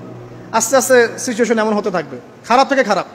তবে সোনালী সময় কি আর ফিরবে না? তাহলে সময় কি তাহলে আর ফিরবে না? এভাবেই চলবে সবকিছু? না, এভাবে চলবে না ইনশাআল্লাহ। আল্লাহ রাব্বুল আলামিন তার রাসূলের মাধ্যমে জানিয়েছেন এই সবকিছুই সাময়িক, সবকিছু সাময়িক। ইতিহাস আবার পুনরাবৃত্তি ঘটাবে। ইতিহাস সভ্যতা শুরু হয়েছিল একজন নবী দ্বারা, শেষও হবে আরেকজন নবী দ্বারা ইনশাআল্লাহ তাআলা। এবং তিনি নতুন কোনো শরীয়ত নিয়ে আসবেন না, নতুন কোনো ধর্ম নিয়ে আসবেন না, বরং তিনি এসে বরং ক্রুশ ভেঙে ফেলবেন। শুয়োরের মাংস যেটা, এটাকে একদম টোটালি হারাম করে ফেলবেন। জিজিয়া যে ট্যাক্সটা আছে এটাকে উঠিয়ে দিবেন। এবং তিনি 40 ইয়ার্স, হাদিসে এসেছে 40 বছর তিনি এই পৃথিবীতে থাকবেন। কত বছর?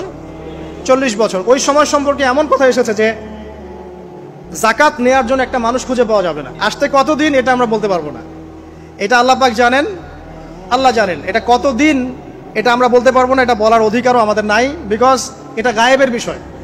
আলামতগুলো আস্তে আস্তে আস্তে আস্তে ওইদিকে যাচ্ছে। এখন তিনি আজকেই আসুন আর কালকেই আসুন, ইমাম মাহদী আজই আসুক আর কালই আসুক, আপনার আমার দায়িত্ব চেঞ্জ হবে না। দায়িত্ব কি চেঞ্জ হবে?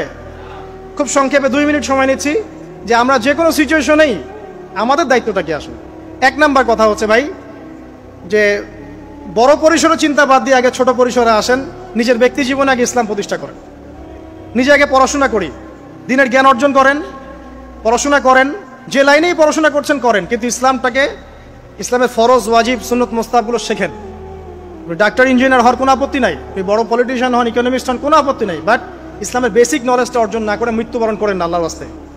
2 নাম্বার, কোরআনকে সময় দেন, কোরআনটাকে স্টাডি করেন, হাদিসটা স্টাডি করেন। আল্লাহ পাক তৌফিক দান করুন, আমিন। এরপরে আমল বাড়িয়ে দেন, আমলটা বাড়ায় দেন। এখন সময় থাক 100 বছর আর 500 বছর বা 2 বছর, আমল বাড়ায় দেন। আপনার আমল আপনার সাথেই, কেউ কারো কবরে যাবে যাবে না। অতএব আমল বাড়িয়ে দেওয়ার চেষ্টা করি, আল্লাহ পাক তৌফিক দান করুন। আমল বাড়ানোর সবচেয়ে সেরা পদ্ধতি হচ্ছে রাসূল সাল্লাল্লাহু আলাইহি ওয়াসাল্লামের সুন্নাহ মতো জীবন গড়া, নবীর সুন্নাহ মতো জীবন গড়া। প্রত্যেকটা কাজ রাসূল সাল্লাল্লাহু আলাইহি ওয়াসাল্লামের সুন্নাহ মতো করেন, ইনশাআল্লাহ প্রতিটা কাজই নেকি হবে ইনশাআল্লাহ। আর কি বারবার আদর্শ পরিবার, এটা বারবার আমি একটা কথা বলি যে আদর্শ পরিবারের কোনো বিকল্প নাই। পারিবারিক আদর্শ, পারিবারিক মূল্যবোধ সবচেয়ে বড় শিক্ষা। এই শিক্ষাটা অন্য জায়গায় আপনি পাবেন না। সো পারিবারিক আদর্শটা ঠিক করার চেষ্টা করি আমরা। আমাদের বাচ্চাদের প্রতি সচেতন হই, কার সাথে মিশছে, কি করছে, ওদেরকে ডিভাইস এডিক্টেড হতে দিয়েন না, এত সহজেই স্মার্টফোন ওদের হাতে তুলে দিয়েন না। বাসায় ছোট ছোট মেয়েদের ব্যাপারেও সচেতন হন, তাদের ব্যাপারেও খেয়াল রাখেন, তাদেরকে নিরাপত্তায় রাখেন। পর্দা, এটা তো বলতেই হবে, এটার কোনো বিকল্প নাই। যে যাই বলুক না কেন, আপনার ইজ্জত সম্মান আপনার কাছেই, এর কোনো বিকল্প নাই। রাসূল সাল্লাল্লাহু আলাইহি ওয়াসাল্লাম এবং আল্লাহর বিরুদ্ধাচরণ করে আপনি প্রগতি অর্জন করতে পারবেন না, আপনি উন্নতি অর্জন করতে পারবেন না। পারতে পারেন, সেটা বস্তুবাদী, পরকালে এর কোনো অস্তিত্ব থাকবে থাকবে না। আর কি করতে পারি আমরা? আমরা হালাল অর্থনীতি সার্চ করতে পারি। হারামে যারা যারা আছি আজকে তো অবাক করি, আজকের এই লেকচার যাদের কানে যাবে, আমরা দোয়া করি আল্লাহ পাক সবাইকে হারাম রিজিক থেকে ফিরিয়ে নিয়ে আসুন। আমি বারবার একটা কথা বলি ভাই, আপনার আমল নামায় যতটুকু রিজিক আছে এর একটা দানা না খেয়ে আপনি মৃত্যুবরণ করবেন না, আপনার মৌত হবে না। এখন আপনার রিজিকটা আপনি কি অবৈধ পথে চাচ্ছেন না বৈধ পথে চাচ্ছেন, এটা আপনার ডিসিশন। আপনি যদি বৈধ পথে চান, ওই পরিমাণ রিজিক আপনাকে খাওয়াবেন আল্লাহ পাক, তারপর মৃত্যুবরণ করবেন। আর যদি অবৈধ পথে চান, সেটাই খাওয়াবেন, খাওয়াই মৃত্যুবরণ করবেন। মানে আপনি ডিসিশন নেন কোন দিকে যাবেন। আর রিজিকের মালিক আল্লাহ আমরা খালি মুখে বলি, মনে কিন্তু বিশ্বাস করি না। মনে যদি বিশ্বাস করতাম তাহলে আমরা কিন্তু কখনো সুদের ধার ধারতাম না, আমরা ঘুষ দুর্নীতি করতাম না। কারণ আমরা করছি কেন? মনে করছি যে আমি এটা করলে রিজিক বাড়বে। আর আপনি যাদের জন্য এই কাজগুলো করছেন, আপনার স্ত্রী, আপনার সন্তান, আপনার পরবর্তী প্রজন্ম 40 দিন সময় নেবেন আপনাকে ভুলে যেতে। তুই সিটার কে রে? রফিকের অনেক কথা ভাইরাল হয়েছে আলহামদুলিল্লাহ, তবে ভাইরালের জন্য আমরা কথা বলি না, আমরা বলি আল্লাহর খুশির জন্য। যারা ভাইরালের জন্য কথা বলে এরা মুশরিক, এরা জাহান্নামে যাবে। খবরদার, ভাইরাল হওয়ার জন্য কথা বলবা না, সাথে করে ক্যামেরার গাঠি নিয়ে ঘুরবা না। আল মুসাওয়ারুন কুল্লুহুম ফিন্নার আশাদ্দু আযাবান ইয়াউমাল কিয়ামা আল মুসাওয়ারুন। শুধু আল্লাহর দ্বীন প্রচারার্থে যতটুকু ততটুকু enough. Enough is enough, nothing more. Just follow the order of Almighty.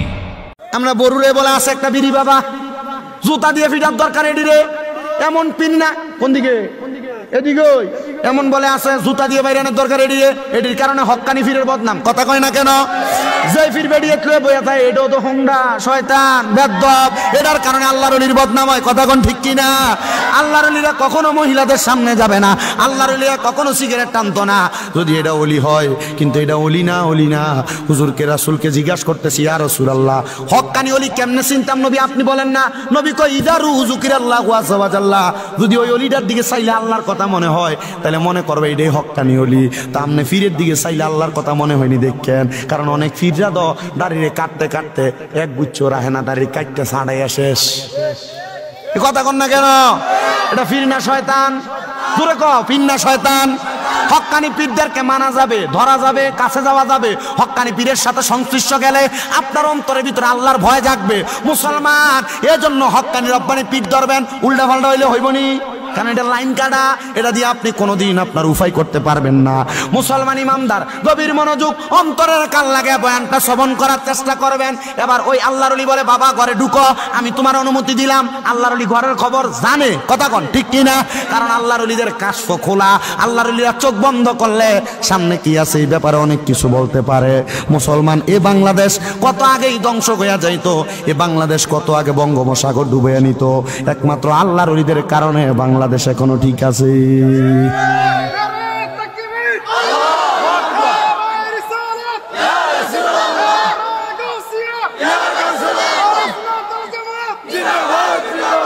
আল্লাহর ওলি উনি বলেন, বাবা দরজা খোলো। উনি দরজা খুললেন, খুইলা দেখলেন একজন ওই মহিলা সেজদা দেওয়া অবস্থায় পড়ে আছে। সেজদা দেওয়া অবস্থায় ওই মহিলারে পাইয়া ছেলের দায়ে ডাক দেয়, মা একটা বার আপনি মাথা উঠান। সে আবার ডাক দেয়, মা আপনি একবার মাথা উঠান। দুইবার ডাক দেয়, মা আপনি আরেকবার মাথা উঠান। মা জননী মাথা উঠায়, তৃতীয়বার মাথা উঠাইয়া দেখে ওই যে 7 বছর আগে কালা ফোলাটারে দেখছে, ওই ফোলা মার ঘরের মধ্যে আসছে। এবার মাটা আবার মাথাটা চক্কর দিয়া মাটির মধ্যে পড়ে গেছে। ডাক দিয়া কয়, মা। মাথা চক্কর দিয়ে পড়ে গেলেন। আল্লাহর ওলি কয়, হায় রে, এই ছেলের অবস্থা তো এমন ছিল না, ছেলে তো সুন্দর ছিল, তারা যেন মানুষ তারে গ্রহণ না করে আমি তারে কুদরতি ভাবে হেকমত করে কালা বানাইয়া রাখছি। আল্লাহর ওলি কয়, বাবা তাড়াতাড়ি চলো। আল্লাহর ওলি আবার ওই ছেলেটারে নিয়ে ওই রুমের বড় মসজিদের পুকুরের মধ্যে বিসমিল্লাহ বলে 3 বার ডুব দেওয়াইছে। আল্লাহ তাআলা কুদরতি ভাবে বিসমিল্লাহর বরকতে তার চেহারাটা আবার সুন্দর করে দিছি। এবার ঘরের দরজার সামনে সালাম দেয়, জবাব নাই। দ্বিতীয়বার সালাম দেয় জবাব নাই, তৃতীয়বার সালাম দেয় জবাব নাই। এবার ছেলে আবার ঘরে প্রবেশ করছে, যা দেখে মাটা তখনও নামাজের সেজদায়। হুজুর আমার মা কেন এমনি নামাজের সেজদার মধ্যে পইরা থাকে? হুজুর কয় বাবা তোমার মা নামাজের সেজদার মধ্যে পইরা পইরা শুধু তুমি সন্তানের হেদায়েতের জন্য দোয়া করে, আর তোমার আব্বা জানের কবর আযাব মাপ চেয়ে দোয়া করে। মা গো মা, আমার মা ওঠেন গো মা, আপনার সন্তান 7 বছরে আলেম হয়ে গেছে গো মা, একবার মাথাটা উঠান, আমি সন্তান আপনি মারে দেখার জন্য আসছি। বারবার ডাকার পরে মা কোনো জবাব দেয় না। ছেলে বলে আমি আমার মার মাথাটার মধ্যে হাতটা যখন রাখলাম, আমি দেখলাম আমার মা জননী ডান দিকে কাত হয়ে নিচের মধ্যে পড়ে গেছে। আমি দেখলাম নাকের মধ্যে হাত দিলাম, আমার মাটা দুনিয়ার জমিনের মধ্যে নাই। আমি বুঝলাম আমার মা দুনিয়া থেকে ইন্তেকাল করছে। ইন্না লিল্লাহি ওয়া ইন্না ইলাইহি রাজিউন। মা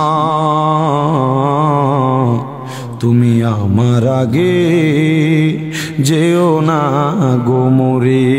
ইয়া রাসূলুল্লাহ, ইয়া রাসূলুল্লাহ, ইয়া রাসূলুল্লাহ, ইয়া রাসূলুল্লাহ, ইয়া রাসূলুল্লাহ, ইয়া রাসূলুল্লাহ।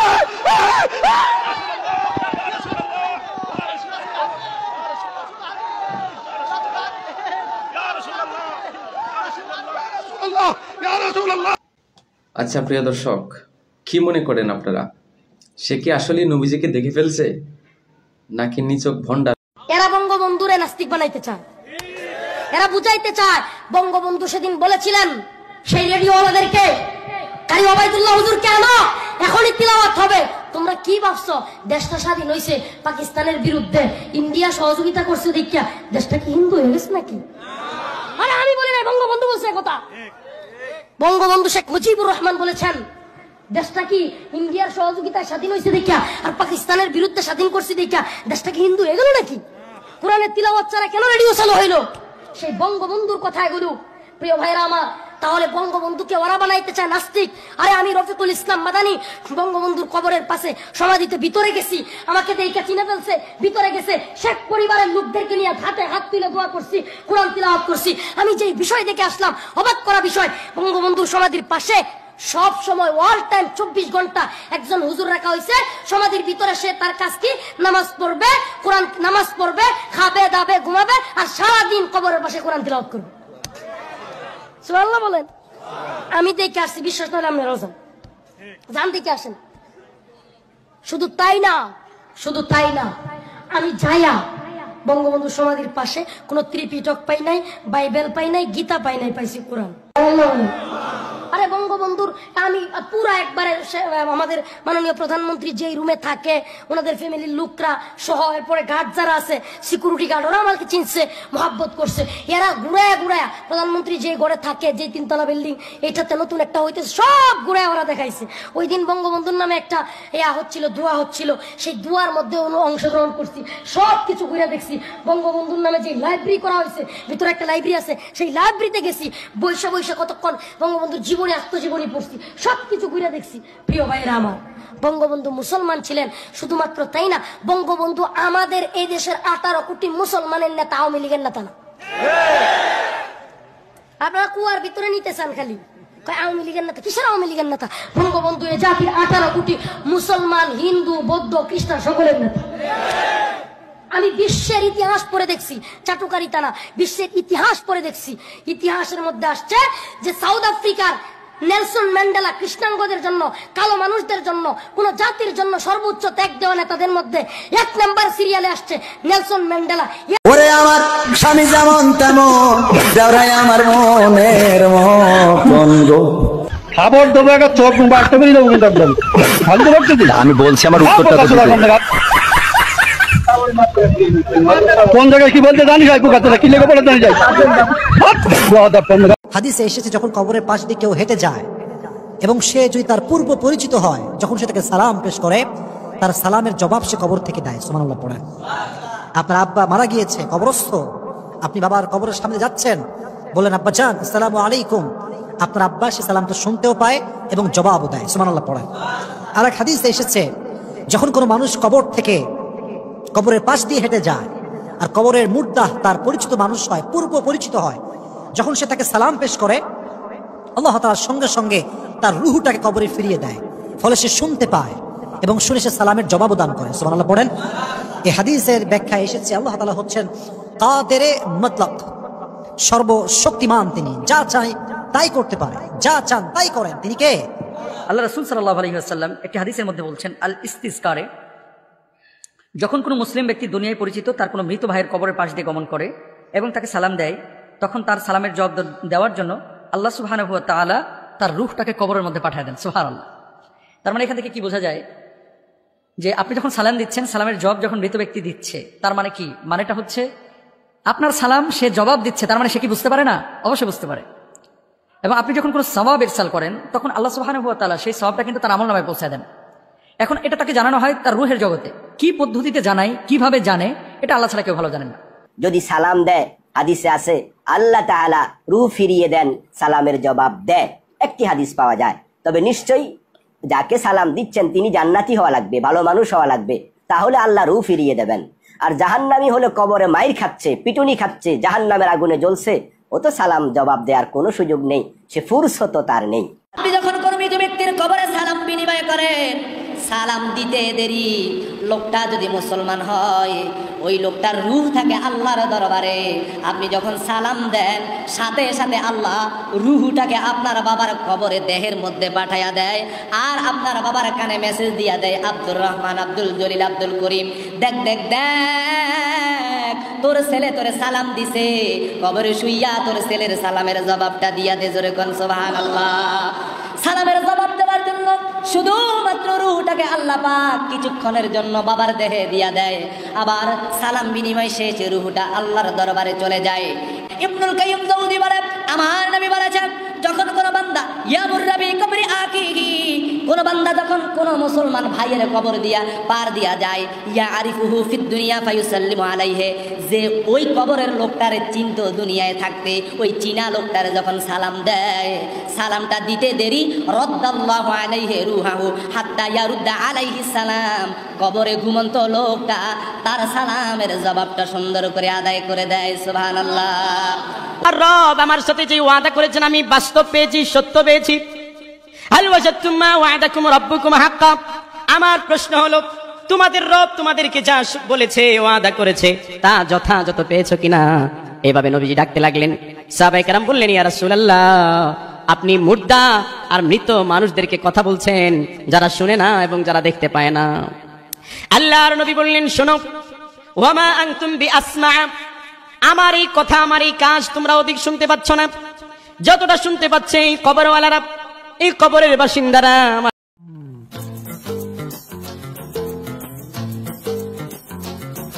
ইসলাম বলে একটা মেয়ে 6 বছরের বিবাহযোগ্য এবং 9 বছরের সংসারযোগ্য, কিন্তু পশ্চিমা বিশ্ব আমাদেরকে শেখাতে শুরু করলো, মেয়েদের বিভিন্ন বিষয় সামনে এনে আমাদেরকে বাল্য বিবাহের নামে আইন প্রণয়ন করে বিবাহ থেকে দূরে রাখা হলো যুব সমাজকে। ফলশ্রুতিতে আমরা কি দেখতে পেলাম? আমরা দেখতে পেলাম এদেশের 12, 13, 14 বছরের মেয়েরা আপনার বয়ফ্রেন্ড সাসপেন্ডের নামে বিভিন্ন জায়গায়, আপনার বিভিন্ন হোটেলে। আমার এক চাচাতো বোন ছিল, এত সুন্দরী, আমার জীবনে এত সুন্দরী নারী আমি দেখি না। একজন পুরুষ একজন নারীকে যত ভালোবাসতে পারে, আমি ঠিক ততটা ভালোবাসতাম আমার এই সুন্দরী কাজিনকে। কিন্তু আমার মনের কথা আমার চাচাতো বোনরা আমি বোঝাতে পারি নাই। একদিন লজ্জা শরমের মাথা খেয়ে চাচাতো বোনরা আমি বললাম, তোরে আমি বড্ড ভালোবাসি, একান্তে আমি তোরে চাই। চাচাতো বোন বললো, এত এত স্বর্ণ মুদ্রা যেদিন জমাতে পারবো ওই দিন আমারে বাবা। এবার আমি স্বর্ণ মুদ্রা জমাতে লাগলাম। বছর শেষে স্বর্ণ মুদ্রার থলে নিয়ে চাচাতো বোনের হাতে দিলাম। চাচাতো বোন আমার অপকর্মে রাজি হয়ে গেল। গোপন একটা রুমের ভেতরে আমরা ঢুকলাম, দুইজনেই জামা কাপড় খুলে নেকেড হলাম, জিনা করব, পাপ কাজ যখন আমরা শুরু করব। ইন দা মিন টাইম আমার চাচাতো বোন আমার ডেকে বলে, ও আমার চাচাতো ভাই, তাকিল্লাহ, আল্লাহরে ভয় কর, আমার সতীত্ব নষ্ট করে দিস না। আল্লাহ ওই মুহূর্ত থেকে ফিরে আসা কোন পুরুষের পক্ষে সম্ভব ছিল না। চিৎকার মেরে জামা পেড়ে ওই ঘর থেকে বের হয়ে গেলাম। আল্লাহ রে, ওই দিনের আমলটা যদি তোমার দরবারে কবুল হয়ে থাকে, আজকের বিপদের দিনে তুমি আমাদের বাঁচাও। ব্রয়লার মুরগি যে খাবে, এই মুরগি খেতে খেতে দীর্ঘদিন খেলে পুরুষ নারী থেকে আস্থা হারাবে, আকর্ষণ হারাবে, নারী পুরুষ থেকে আকর্ষণ হারাবে। পুরুষ পুরুষের প্রতি আকৃষ্ট হয়ে পড়বে, নারী নারীর প্রতি আকৃষ্ট হয়ে পড়বে। পুরুষ পুরুষকে বিয়ে করবে, নারী নারীকে বিয়ে করবে। আর এমন মুরগি খাওয়াচ্ছে আপনাকে, মুরগি খেয়ে সেদিন আমাকে কে জানি প্রশ্ন করলো যে হুজুর, সে নারীর প্রতি কোনো আকর্ষণই বোধ করে না, সে পুরুষের প্রতি আকর্ষণ বোধ করে। 60 বছরে পুরানা লিপস্টিক লাগায়, হায় হায় 60 বছরে পুরানা লিপস্টিক লাগা, সৎ কামিজ লাগাইয়া নানি রাস্তা দিয়া যায়, সৎ কামিজ লাগাইয়া নানি রাস্তা দিয়া যায়, 60 বছরে পুরানা লিপস্টিক লাগায়, লিপস্টিক আছে না নাই? আহা, বয়স 60 বছর তুমি লিপস্টিক লাগা, কার খুশি করতে চাও? লিপস্টিক লাগালে নিষেধ করতেছি না, খুশি যদি করতে হয় তোমার স্বামীর সামনে লিপস্টিক লাগাও, টিপ লাগাও, তোমার স্বামীকে খুশি করো। আর তুমি বুড়া মানুষ, বাইতো তো বড় না, রাস্তা দিয়ে যাইতে তুমি লিপস্টিক আর লেল পালিশ লাগিয়ে রাস্তা দিয়ে যাও, ও বুড়া কালে আবার সেরাগারা পাগল করবে। আবার তুমি পাম দিতে চাও।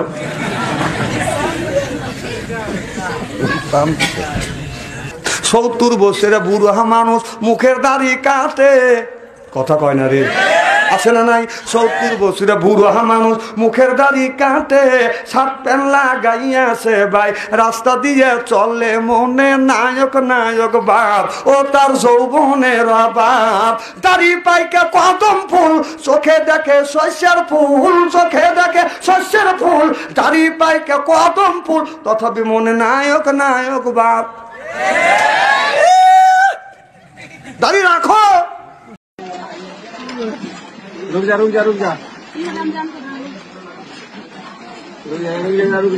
हो बेटा, क्यों आ जाओ बेटा, हो जाना।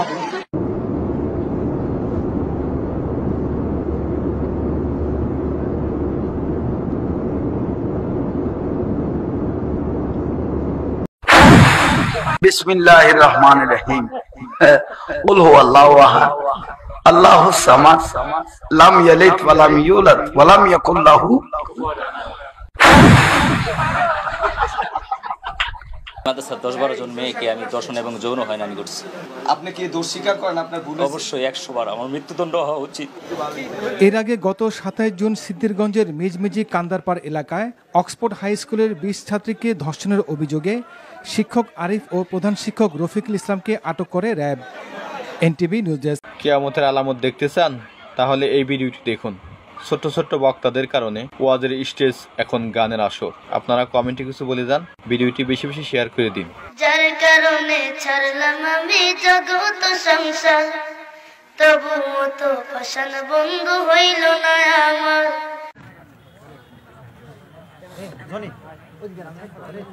ঠোঁটের নিচের চুল কাটা যাবে কি? যাবে না। ঠোঁটের নিচে যেটা আছে সেটা দাড়ি, সেটা নিষেধ। সাম্প্রতিক সময়ে সৌদি আরবে বৃষ্টির পর মরুভূমির বিভিন্ন জায়গার সবুজ অরণ্যে দেখা গিয়েছে। অনেকে বলছেন এটা কিয়ামতের লক্ষণ। ঠিকই বলছেন। আল্লাহ নবী বলেছেন মরুভূমি সবুজ এলাকা হয়ে যাবে, ভালো ফসলাদি দিবে। যেই সব এলাকাতে কোনোদিন ঘাস পাতাও ছিল না সেসব এলাকাতে শস্য হচ্ছে, এটা কিয়ামতের লক্ষণ। বিভিন্ন গণমাধ্যমে দেখাচ্ছে তুরস্কে ফোরাত নদীর পানি শুকিয়ে যাচ্ছে। ফোরাত নদীর পানি শুকিয়ে যাওয়া কিয়ামতের লক্ষণ হতে পারে।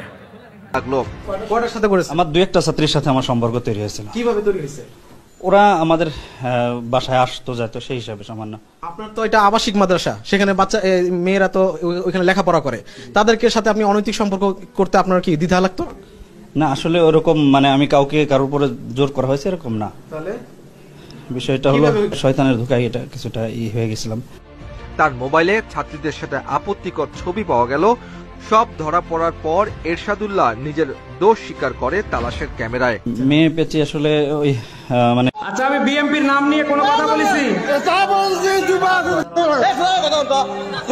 আপনি কাকে? আপনি কি?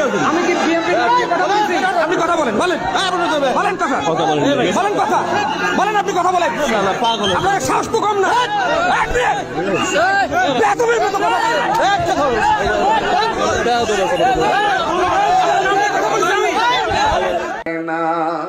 যে জনকে বলি মুছে দেয় বেদনা হৃদয়ের হাহাকার আবাদ করে নিতে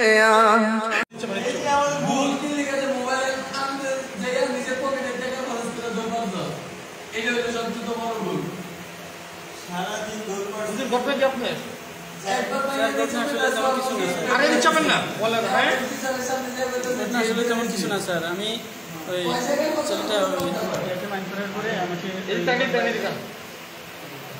ঘরটা কি 17 দোকা পেরে পড়ছেন?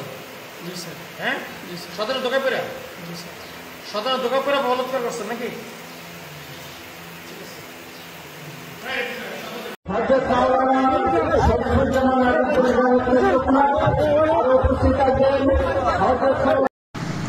চৌমোহনী পূর্ব বাজার হলিকিয়ার হাসপাতালের পশ্চিম পাশে মার্কাজুল উলুম মাদ্রাসার দৃশ্য এটি। একজন ছাত্রের পায়ের মধ্যে শিকল লাগাইছে হুজুররা, জানি না তার অপরাধ কি, কিন্তু খুবই অমানবিক কাজ এটা। একজন ছাত্রকে তো শিকল পরায় পড়াশোনা করানো যাবে না, বাধ্য করা যাবে না। প্রশাসন এবং চৌমোহনীর আশেপাশের যারা সাধারণ জনগণ আছেন তাদের দৃষ্টি আকর্ষণ করব, আপনারা দ্রুত এসে ছাত্রটিকে উদ্ধার করুন এবং কেন পায়ে ছাত্রটির শিকল পরানো হলো এটার যথাযুক্ত ব্যাখ্যা আপনারা হুজুরদের থেকে আদায় করুন এবং পরবর্তীতে যেন এইরকম অমানবিক কাজ মাদ্রাসায় না হয় প্রশাসনের দৃষ্টি আকর্ষণ করব এবং উক্ত এলাকাবাসীর দৃষ্টি আকর্ষণ করতেছি আমি। আপনারা দ্রুত একটু ছাত্রটিকে উদ্ধারের ব্যবস্থা করুন, কেমন? সবাইকে ধন্যবাদ। খুবই খারাপ লাগলো আসলে। লোকেশন হচ্ছে হলিকেয়ার হাসপাতালের একটু পশ্চিমে মার্কাজুল উলুম হেফজ খানা, ছাদের উপর এই ছাত্রটির বর্তমান অবস্থান। দ্রুত সবাই উদ্ধার করার জন্য অনুরোধ করা গেল।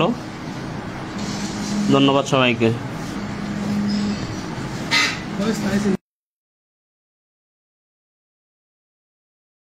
এভাবে ঘুমিয়ে অনেকে আল্লাহকে অসন্তুষ্ট করতেছেন। এভাবে উপর হয়ে ঘুমটা হচ্ছে জাহান্নামীদের তরিকা। আমাদের প্রিয় নবী সাল্লাল্লাহু আলাইহি ওয়াসাল্লাম ডান হাত ডান গালের নিচে রেখে এভাবে ডান কাত হয়ে ঘুমাতেন। এখন আপনি বলুন, জাহান্নামীদের মতো ঘুমাবেন নাকি প্রিয় নবীর মতো ঘুমাবেন? আসসালামু আলাইকুম। ওয়ালাইকুম আসসালাম রাহমাতুল্লাহ। প্রশ্ন করেছেন আহলে হাদিস আর আহলে কোরআনের মধ্যে কি কোনো পার্থক্য আছে? আকাশ জমিন পার্থক্য রয়েছে। আহলে কোরআন আমাদের ভারত, বাংলাদেশ, পাকিস্তানের ভাষায় ওদেরকে বলা হয় যারা হাদিস অস্বীকার করে, হাদিসের প্রামাণিকতাকে অস্বীকার করে। হাদিস দলিল প্রমাণ নয় শরীয়তের, শুধু কোরআনের উপর আমল করব। কোরআনের উপর আমল করা অসম্ভব। কোরআনে কোথাও 5 ওয়াক্ত সালাতের কথা স্পষ্ট ভাষায় নেই। কোরআনে কারিমে 5 ওয়াক্ত সালাতের আজানের কথা নেই, একামতের কথা নেই। হ্যাঁ, কোনখান থেকে সালাত শুরু হবে, কিয়াম, রুকু, সুজুদ, বৈঠক ইত্যাদি, এক রাকাতে কয়টি সেজদা, কোথাও কোরআনে আছে? সুতরাং আহলে কোরআন যারা তারা মুসলিম নয়। আহলে কোরআন তারা মুসলিম নয়। যারা পুরোপুরি কোরআন মানে হাদিসকে অস্বীকার করে, শুধু কোরআন মানব, তারা কাফির। আর যারা আংশিক হাদিস অস্বীকারী, হাদিস অস্বীকারী যারা মুনকারিন হাদিস, হাদিসের প্রামাণিকতা অস্বীকারী, তারা 2 ভাগ বিভক্ত। মুনকারি হাদিস কুল্লি, হাদিস অস্বীকারী পূর্ণভাবে, তারা হচ্ছে আহলে কোরআন। আরবরা ওদেরকে কোরআনিউন বলে, কোরআনি বলে, কারণ আরবদের কাছে আহলুল কোরআন হচ্ছে হাফেজ কারীরা। হাদিসে রয়েছে আহলুল কোরআন আহলুল্লাহ হুম খাসাতুহু। কিন্তু ভারত উপমহাদেশে যেহেতু এই ফিতনা, হাদিস অস্বীকার করার ফিতনা পাকিস্তান থেকে ছড়িয়েছে, ভারত পাকিস্তান থেকে, আর সেটা বাংলাদেশেও পৌঁছেছে। বাংলাদেশে আহলে কোরআন এক শ্রেণী লোকেরা রয়েছে মুতাজিলা, এদের গুমরাহি থেকে আল্লাহ বাংলা ভাষাভাষী মুসলিমদের, মুমিন মুমিনাতদেরকে রক্ষা করেন এবং তাদের যারা পৃষ্ঠপোষক তাদের সাথে আছে, আল্লাহ তাদেরকে লাঞ্ছিত অপদস্থ করেন এবং তাদেরকে ছিন্ন ভিন্ন করেন। তো কোরআন মানব আর হাদিস মোটে মানব না, এরা মুসলিম নয়। কারণ মুসলিম থাকতেই পারে না, এবাদতবন্দি করতেই পারে না, দিনের বিধিবিধান পালনই করতে পারবে না, যাকাত, নেশাব কিছুই নেই কোরআনে কারিমে, কোনোটাই পালন করতে পারবে না। জি, পক্ষান্তরে আংশিকভাবে যারা হাদিস অস্বীকার করে, মওদুদিবাদী যারা, অনেক হাদিস অস্বীকার, সহিহ বুখারী হাদিস অস্বীকার করেছে। জি হ্যাঁ, জাসাসার হাদিস অস্বীকার, কিয়ামতের লক্ষণের হাদিস অস্বীকার করেছে। এইরকমই ইব্রাহিম আলাইহিস সালামের সালাসু কাযিবাতের হাদিস বুখারীতে রয়েছে, অস্বীকার করেছে। তো এর আংশিক মুনকারি হাদিস, আংশিক এইরকম মযহাবের মুকাল্লিদরা সহিহ হাদিসকে অস্বীকার করেছে, আর তারা গায়ের জোরে সেই হাদিসগুলির অপব্যাখ্যা করেছে। এরাও আংশিক মুনকারিনী হাদিস, এরা গোমরাহ বলা যাবে এদেরকে। কিন্তু তারা মুসলিম ফিরকা, তারা মুসলিম ফিরকার গুমরাহ। জি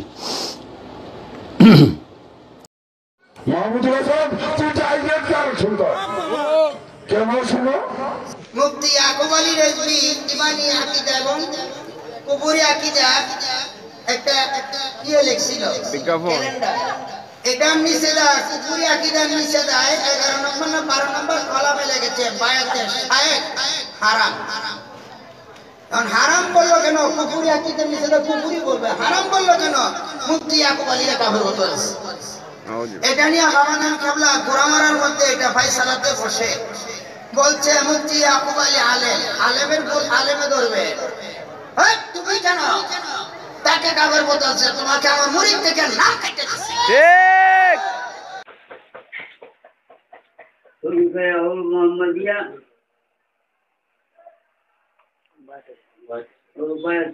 করা গ্রহণ করা হারাম। হারাম এই কথাটা যে বলেছে কাফের। তরিকায় আর মুহাম্মাদিয়া ও বয়াতে শেখ গ্রহণ করা হারাম। যারা এই কথা বলে তারা কুফরি আকীদার লোক, অর্থাৎ কাফের। এই যে এই যারা আপনারা দশটা পা আমার যাইছে না তো জি কথা আমার যাইছে না, এত তো আমিও কাফের। জি মোহাম্মদ হাসান তো একবারে ডাইরেক্ট বললা, আর ইয়াকুব তো পাগল ইনডাইরেক্ট বললা, আর মাহমুদ হাসান একদম ডাইরেক্ট তার সন্তান, তুই ডাইরেক্ট তার সন্তান। কেমনে হন মাহমুদ হাসান? তুই ডাইরেক্ট তার সন্তান। কেন শোনো, কেন শোনো, অনেকদিন পরে ফুসটাটা লইয়া আলোচনা সমালোচনার অনেক পরে তুমি বলছো যে মুফতি ইয়াকুব আলী কুফরি আকীদা লিখলে আর মোদি বয়াতে শেখ হারাম কেন লেখলো, কুফরি কেন লেখলো না? এই জন্য হোসেন পুলিশ মুফতি ইয়াকুব আলী কাফের ভুতিয়া দিতে। আমার কাছে ভিডিও আছে, তার কাছে বলে ভিডিও আছে। আরে যার সন্তান কুফরি লেখতে দিই, কুফরি আকীদা নিতে হারাম লেখতে দিই, এই বোকা চোদার লোক, এই যার সন্তান তুই কি যা বুঝছ? যার সন্তান আমি আজকে কথা কই এটির জবাব দিস, পারলে এটির জবাব দিস। তোর কাছে আমার বলে দলিল আছে, তুমি তো আমার কাছে তোমার ভিডিও আছে, তুমি তোমার কথায় এই পোস্টারটারে সাপোর্ট করে গেছো, ঠিক না? অর্থাৎ বাবাজান কেবলা কাফের তাকিদাত, যারা নাকি নবীজির দুর্দশে নবীজির বিরোধিতা করছে, ওয়ালিদিনে মুগিরা নবীজি বলছে তুই তো হারামজাদা, তে তার মারে দিয়া জিজ্ঞাসা করছে, জিজ্ঞাসা করলে তার মায়ের সঠিক কথা কইয়া দিচ্ছে। হ্যাঁ, তো হেদের সঠিক কথা কইছে, তার বাপের তো তার মায়ের তার কেটে বিয়ে বইছে, এবার আবার পুরুষত্ব শক্তির একটু অভাব ছিল, তোর পায়ের তো বেড়া আমার মনে হয় অভাব ছিল না। তুই যাও চলে কেমনে ডিএনএ টেস্ট করেও যদি দেখা যায় তুমি তোমার পায়ের দাতু কোরআন হাদিসে যদি জবানের মুজাদ্দিদের কে কাফের ভূতে বল রাখার চেষ্টা করে, তুমি ডিএনএ যদি ধরা পড়ো তোমার পায়ের, তো তুমি তার সন্তান, তো তুমি তার সন্তান। আল্লাহ পাক আমাদেরকে এই সমস্ত জারজ মুফতি আলেম হইতে যারা জবানা এই আমি স্যালেন্ডার করতে চাই, আমি আত্মসমর্পণ। আমার মুরব্বী জসিম নম্বর সাহেব তিনি হাকিম সাহেবের রণ দাঁড়াইয়া মাথায় গুইয়া বিদ্যুৎ হয়েছে না, ইজ্জত পাচ্ছে, ইমান নকশ হয়েছে না কুফরি নকশ হয়েছে? আমিও 10 নম্বরের মতন আমার লোকজন নিয়ে আত্মসমর্পণ করিয়া কাতাবাতি কুলুবিহিমুল ঈমানকে নকশা করতে চাই। আল্লাহ পাক আমাদেরকে এই ফাসাদের যুগে যেন জমানার মুজাদ্দিদের পরিপূর্ণ নিয়ম নীতি পরিপূর্ণভাবে ভজন করিয়া মানিয়া যেন পরে পরে যাইতে পারি। এই বাবাজান কেবলার জমানার মুজাদ্দিদের এই শুভ আগমনের এই আলোচনার এই দিনে যেন আল্লাহ পাক আমাদেরকে জমানার মুজাদ্দিদের খাস গোলাম হিসেবে কাল হাসরের ময়দানে পরিচয় প্রদান করেন।